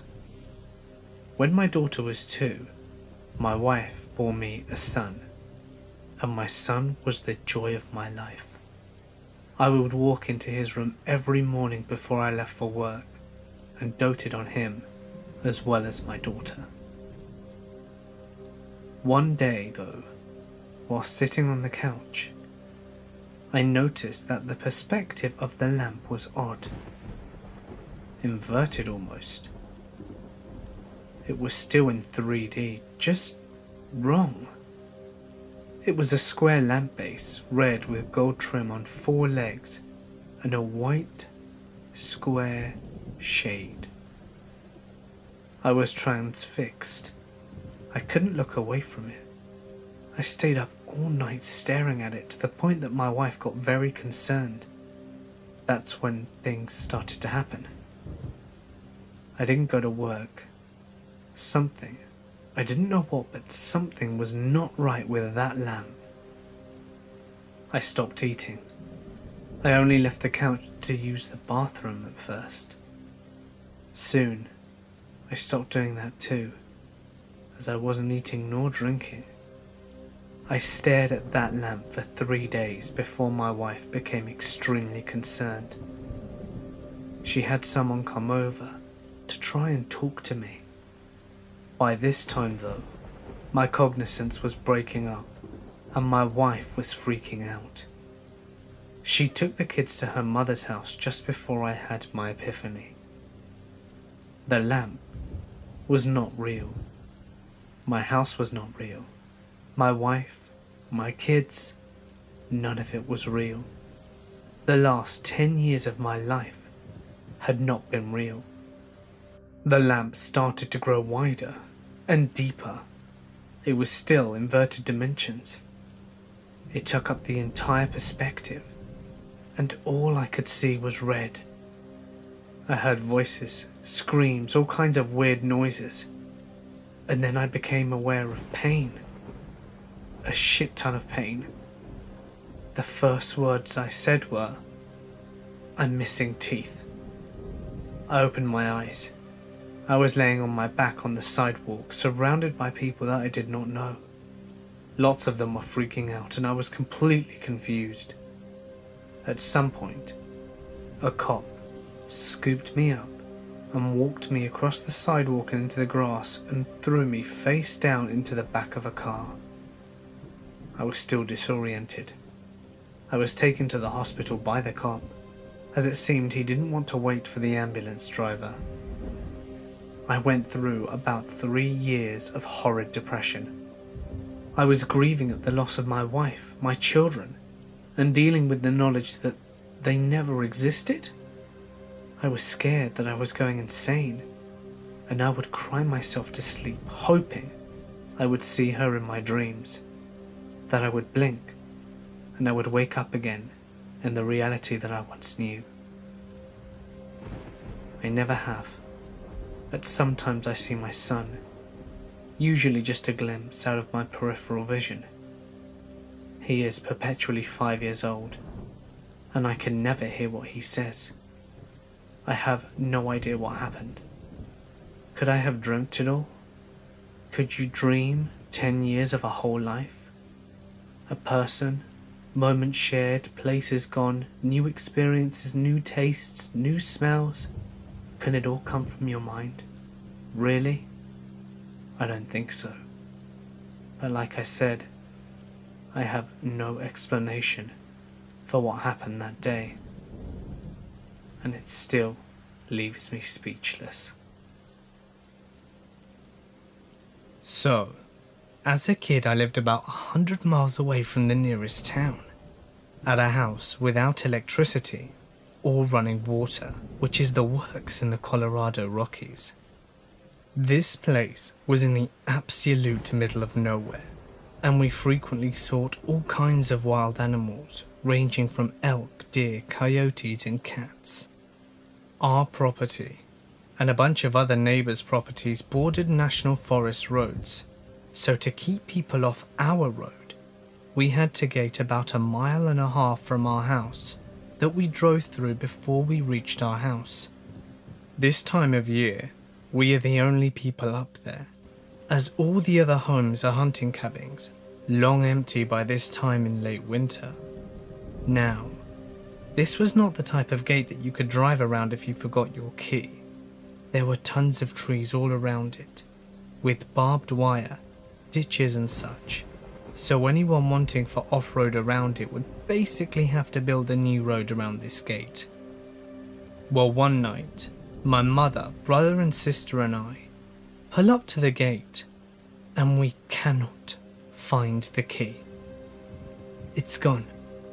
So one of us, i.e. me, has to walk all the way back up to the house in the pitch black to fetch the spare key and make their way back down. Now, it's recently snowed in January, and it is totally dark. You can't even see your hands in front of you dark. And with the new snow, you can't hear anything either. There are a few clouds in the sky, on and off to let some starlight through every once in a while. But it's dark, and of course there isn't a flashlight either. So off I go. First you walk through around 200 meters of trees, then it opens up to a huge meadow, which then narrows back down again to trees for another 200 meters, and then opens up again into another huge meadow, which on the other side of is our house. I set out and everything seems fine. I'm just irritated that I have to do this. I'm about 15 years old at the time and a little angsty teen that is peeved off at the slightest chore. I was not thinking about my surroundings in the slightest, but as I'm walking, I get that feeling that I'm being watched as I'm halfway through the first meadow. That deep, creepy dread that something is right behind you, and you can't see what it is, made it 1,000 times worse by the lack of light and lack of being able to hear. My first instinct was to run, but I knew that if there was something, I was just going to provoke it, so I kept going, and then stopped to try and listen, as I heard a crunch echoing my footsteps. Holy shit. This time I walked a little faster, and I knew there was something behind me. It was probably a cat as well, so I just kept walking right into the second bunch of trees before it opened up into a meadow. I could see our house. I could feel the pressure. At this point we were predator and prey, and I could feel the breath on my shoes. So second clearing comes up and I know what the plan is, and I am about to book it. Thankfully, I'm familiar with what to do, and I scream as loud as I can. As I do so, my dogs hear me and they run to chase whatever it is from behind me. They continue running past me and I book it into the house. When I get in, I grab the 12 gauge first and the keys second, then pick up the tractor keys and jump in. There was no way I was going to walk that again. As I'm driving back towards the gate, I see the dogs running back. At least they weren't hurt. That could have been extremely dangerous. I also see the tracks. I knew it was a cat. It actually started approaching me from the first meadow and was tailing me for a long time. I tell my family the whole story, and I know that I'm not going to get any sleep tonight. From that day, I refused to be out alone at night in the countryside without a weapon. This happened a couple of years ago in my neighborhood.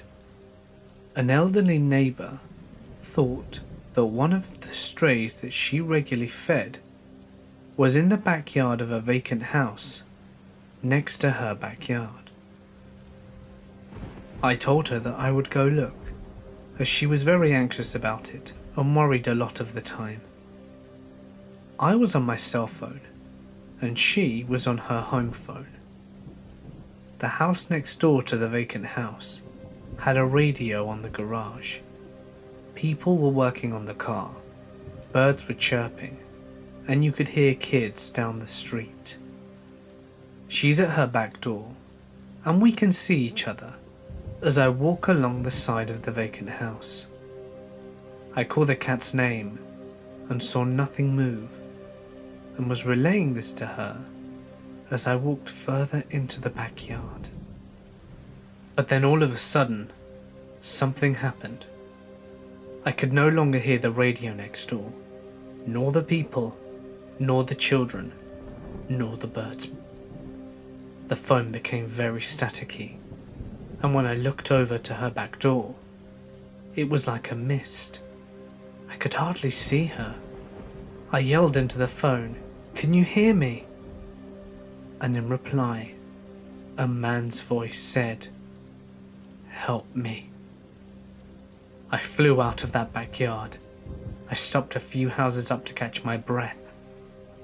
I could hear the radio people and birds and kids again. The phone was no longer staticky. She said over the line, "What the hell was that?" I relayed what I had seen and heard, and asked her what she saw and if she had heard me. She told me that for a moment her vision was obscured, almost as if I were in a cloud, and she heard static on the phone. Then she heard the voice of a little girl. I asked if she was sure it was a little girl, and she said it was. Nothing has ever terrified me more than that. We have a 90-year-old neighbour, and has lived in this neighbourhood ever since it had been built. I went over and asked her if anything had happened in the backyard or in that house in general. She knew and had never heard of anything.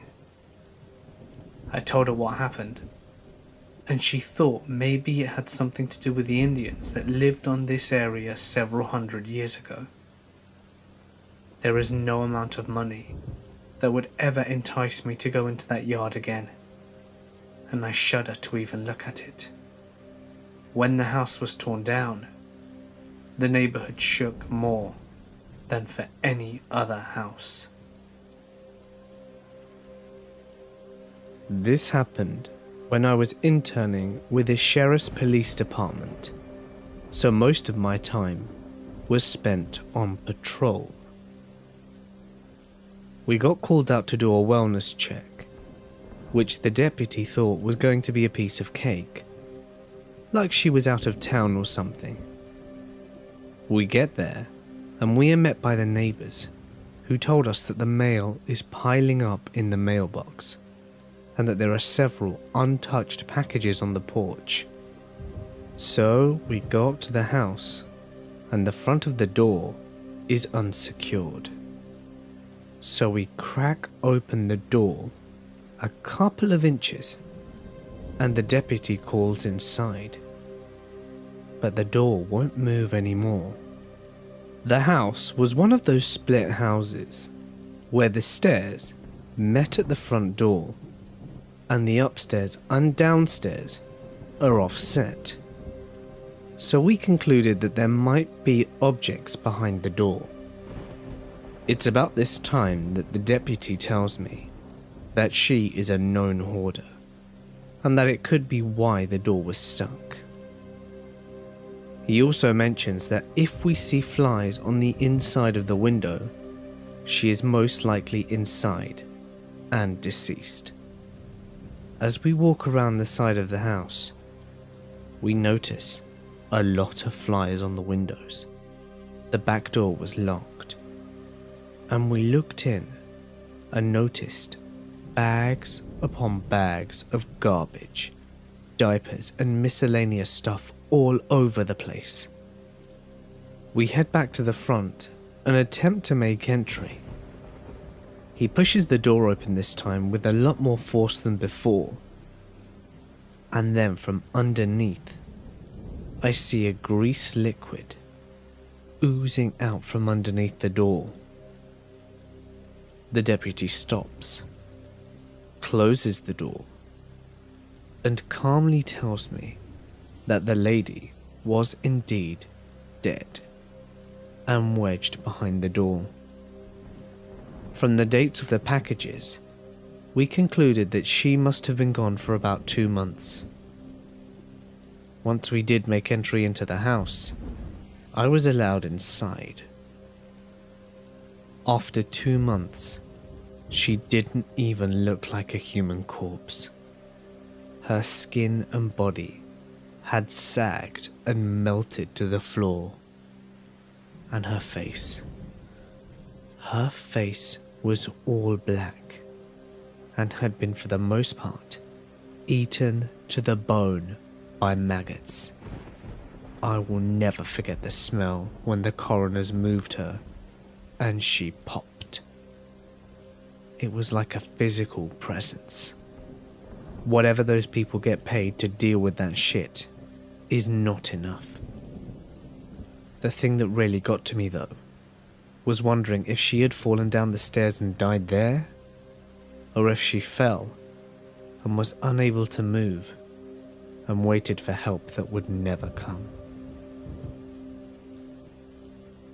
From May 2010 to May 2011, I worked as a security guard at a hydroelectric dam in Virginia. It was a fairly isolated location. If you needed an ambulance, you could expect at least a 20-minute wait. About a month after I was hired, one of the guys at the dam told me that most security guards out there will quit after a few days because they got so creeped out by being alone in the dam all night, and he was glad that I was sticking to it. In truth, it could be very creepy. Sometimes at night whilst I was patrolling the basement levels of the dam itself, I would think about the fact that I was 50 feet below the waterline on the low side, and the only human being in about a 1.5 mile radius. Sometimes, I'd hear weird noises in the woods, or catch a flash of a shadow whilst I was in the dam. It does take a lot to scare me though, and I knew that I was either hearing critters in the woods, or my mind was playing tricks on me. One night, however, something happened that scared the living hell out of me. It was a little past 11 p.m, and I was sitting in the guardhouse reading a book.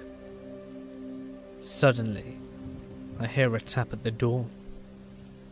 What's creepy about the guardhouse at night though, is that you have a little lamp inside turned on. People could look through the window and see you quite clearly, but due to the glare off the glass, it made it difficult for you to see outside. When I heard the tap at the door, I thought it was a bug hitting the glass. It was so faint, and I knew that there weren't any contractors at the dam. I had the place to myself. The tap came once again, more insistent this time. I grabbed my flashlight and opened the door. There was no one there. I let the door slip from my hand and shut behind me. To my left, previously concealed by the door as I had opened it, was a huge man, at least 400 pounds, wearing a grey sweatshirt and grey sweatpants, and the sweatshirt was smeared with fresh blood. My heart started hammering, and my blood ran cold. I was so scared I could barely speak. As it turns out though, he was a local fisherman who had been fishing off the bridges over the trail race, and he was wondering why the power company hadn't started back pumping into the lake yet, because they usually started a little before 11, and that's when he always drew in the big striped bass. He was smeared with blood because he'd already caught and gutted a couple and wiped his hands on his shirt. He felt really bad when he realised that he'd approached me basically in the same way that a murderer in a horror movie would have. I am thankful to this day that I am an unarmed security guard, because if I'd have had a gun, I would have either shot him or accidentally shot myself whilst trying to shoot him. Some family friends of mine were looking into buying a new house and moving in together since they had been dating for a few years now. They found a house that was in their price range and in a good location, so they contacted the local estate agent and arranged to meet him in front of the house one morning to look around it. When they arrived though, there was no sign of the estate agent's car, but they decided to knock on the door anyway in case he was waiting inside.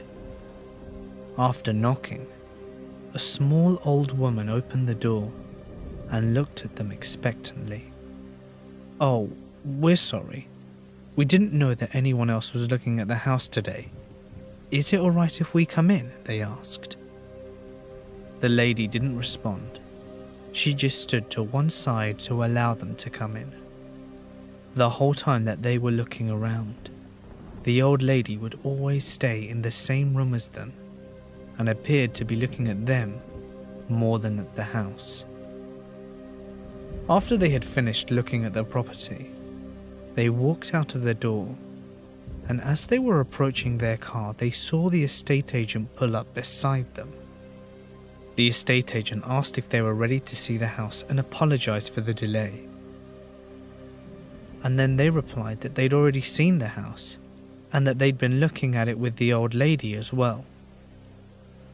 The agent looked at them perplexed and said that no one else was scheduled to look at the house today and that he had the only key to the door. They led him to the porch and tried opening the door to show him that he was mistaken, only to find it locked. They didn't buy the house. I began babysitting at 13 to earn extra money to spend on horribly embarrassing things like Fall Out Boy CDs. I would almost always work for my father's clients, he's a lawyer, and get referred by word of mouth. I was babysitting for one family who had a little girl of 9 and a little boy of 7. The parents seemed okay, a tad crotchety, giving me a full schedule to follow and jokingly threatening to beat any boy who might mysteriously show up after they left. It felt cruel for them to accuse me of even knowing a boy, given that I basically looked like an overgrown baby with frizzy hair at my age. Almost immediately after the parents leave, the little girl sings in a creepy high-pitched voice, "We're all alone now." Righto, cue the Shining soundtrack. "I know," the little boy chimed in. "Let's play rape." Looking back now, I know the kid probably just heard that term on TV and knew the word was shocking and said it just for a reaction. I totally bought into it at the time, sputtering wide-eyed and changing the subject quickly. These kids were hell for the next hour. I wouldn't let them watch South Park on the TV because their parents did not seem to allow their precious 9 and 7-year-olds to watch a show like that. As soon as I said no, the little girl said casually, "Oh, that's fine. We'll just go play PlayStation in the family room. Feel free to watch it out here." I knew exactly what was headed.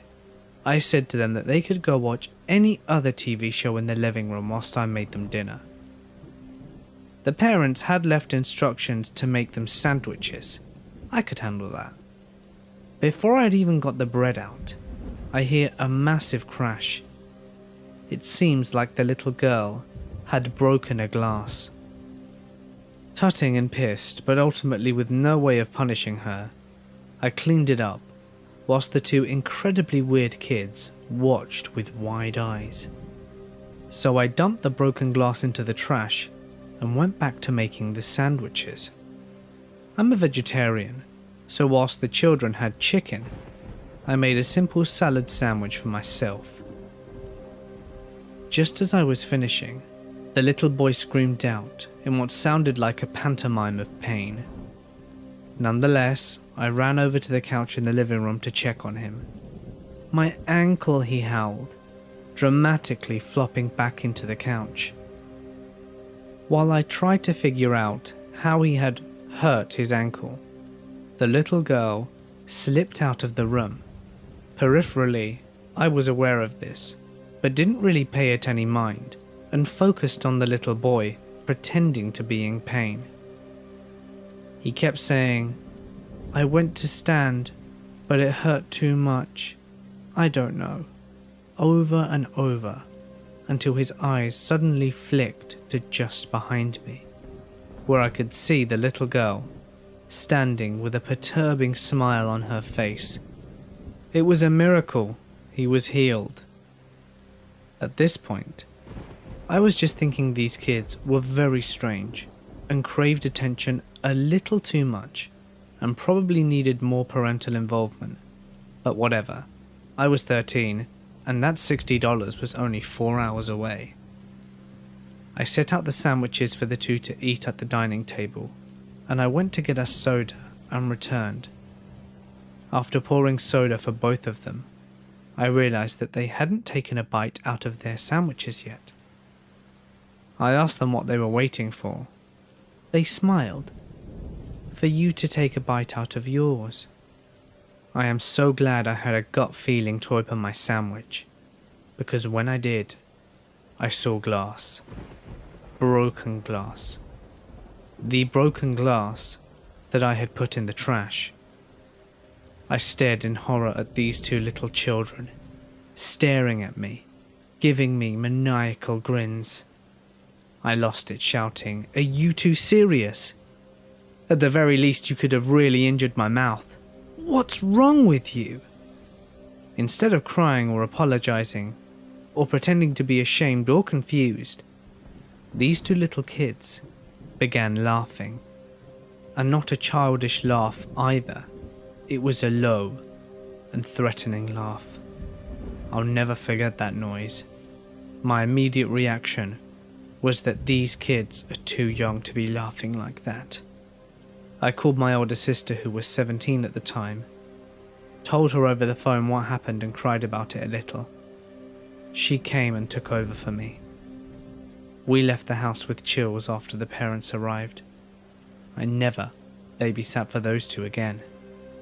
What I can't get past is the level of predetermination that went into sprinkling that broken glass into my sandwich, and the total remorseless way that they responded to me being upset. They were unlike any two kids I've ever met before or since. My first apartment after college was the upper half of an old house. My new roommate had just recently graduated, so he was in no rush to move in. I'd been living with my parents for the past year or so, and needed out as soon as possible. So I brought a sleeping bag over with the last load of stuff on day one. No utilities, just camping out by myself in the living room. At some point during the night, I had a vivid dream that a killer with a knife was coming down the main hallway towards the door to the living room. Just as he was about to open the door though, I woke up terrified. I shook it off though, it was a dream, and I went back to sleep. I was talking to my roommate one morning a few months later, and he told me something that I found very strange. He had a weird dream the previous night. He had fallen asleep in the living room for the first time, and had a dream that a killer with a knife was coming down the main hallway towards the door to the living room. Just as the killer was about to open the door, my friend woke up. He spent the rest of the night in his own room, thoroughly creeped out. At that point, I told him about my dream for the first time, and we both thought it was pretty weird. A couple of months later, a friend needed a place to crash. He asked to stay on the couch for a night. Next morning, as we're all having breakfast together, he mentions that he had an odd dream. I asked him, was it a killer with a knife coming down the main hallway towards the door to the living room? My friend then added, and just as he was about to open the door, you woke up. The look of pure terror on our friend's face was astounding. I think we really need to look up the history of this house. Number 2.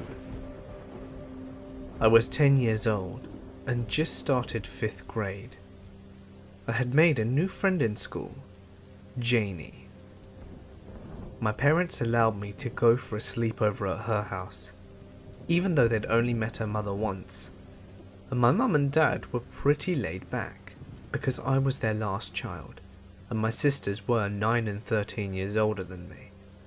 So my mum dropped me off, said hello to Janie's mum, and left. Me and Janie started playing karaoke when her mum decided that she was going to leave. She said goodbye to us, gave us kisses on the cheek, and I remember that she smelled a bit like black licorice. Me and Janie were left to do whatever we wanted for the next 5 hours. Janie's older sister came home around 1 AM and told us that we should be going to bed because we were falling asleep on the couch. And so we went into Janie's room and laid in her bed. Later that night, I can't be sure what time it was because it was pitch black, but Janie's mum came home. I woke up to a pounding sound on Janie's bedroom door. I started yelling in fear when I felt a hand cover my mouth. It was Janie telling me to be quiet and pretend to be asleep. But at that moment, it was too late. Her mother had kicked in the door. She stormed over to the bed and grabbed Janie's face. She began screaming at Janie because we accidentally left the TV on. I was trying to hide under the covers, but she saw me, and she began slamming her fists on the bed around me and screamed, "You think you're better than me?" over and over. I was sobbing and all I could think about was going home. I was so scared and I begged her mum to let me call my parents because I felt sick. Her mum, though, grabbed my chin, looked me in the eyes and said, "I know what you're doing, little girl, and you aren't going anywhere until I say you can." She stormed out of the room, slamming the half-broken bedroom door behind her. Janie said nothing, and neither did I. Needless to say, I did not sleep that night, and in the morning when I went to call my mother, Janie's mother was on the phone. She wouldn't let me use it even though I asked multiple times, and finally when she was going to take a shower, I heard her pass the phone over to Janie's sister, and said, "Don't let that little bitch use this phone. If you do, I ain't buying you cigarettes anymore." I was a sheltered kid, and at the time I overheard that, I knew that I had to get out of there. I approached Janie's sister, and she basically threw the phone at me. She was ready to give it to me before I even asked for it, and with a look of fear in her eyes, she said, "My mum is calling her guy, so you need to call home now." And so I did. She saved my life, and I still believe it to this day. Was her guy someone who was going to come and get rid of me? I shudder at the thought. The rest of the story isn't very exciting. My mother picked me up and I acted like nothing was wrong. 2 days later though, it was Parents' Day. Janie was in my class, which meant her mother was there as well. Her mother approached me and asked me why I never wanted to come over anymore, and she accused me of being a mean girl. She was talking to me in a way that seemed harmless, therefore wasn't obvious to my mum or teacher. I kept my mouth shut and didn't say a word. But 2 weeks later, my older sister was babysitting me whilst our parents were at the movies, and I broke down and told her what happened because I couldn't stop thinking about it. She comforted me and told my parents. We hugged each other and cried. A couple of weeks later, Janie stopped coming to school. My classmates wondered what happened, and so did I. I didn't want to ask my parents what happened. 15 years later, I heard from Janie on Facebook. There was no life-changing conversation, but we did exchange pleasantries. I suppose that's life sometimes. So crazy, alcoholic, abusive mother, let's never meet again. Hey guys, it's Mort here, and thank you so much for listening. I love listening to the sound of rain, even though it doesn't really help much when recording. I find it so relaxing. And remember that if you enjoyed today's video, please consider dropping a like and leaving a comment, as it's a really great way to help support the channel and I appreciate it tremendously. And if you'd like to do something incredible to help support the channel further, feel free to visit my Patreon. You can find a link in the description as well as the links to my social media. And if you'd like your story read on my channel, you can submit it as a text post to my Reddit page or send it to me via email. Both links can be found in the description. But anyway, for now guys, I'm going to sign off. Stay awesome, and I'll see you in the next one.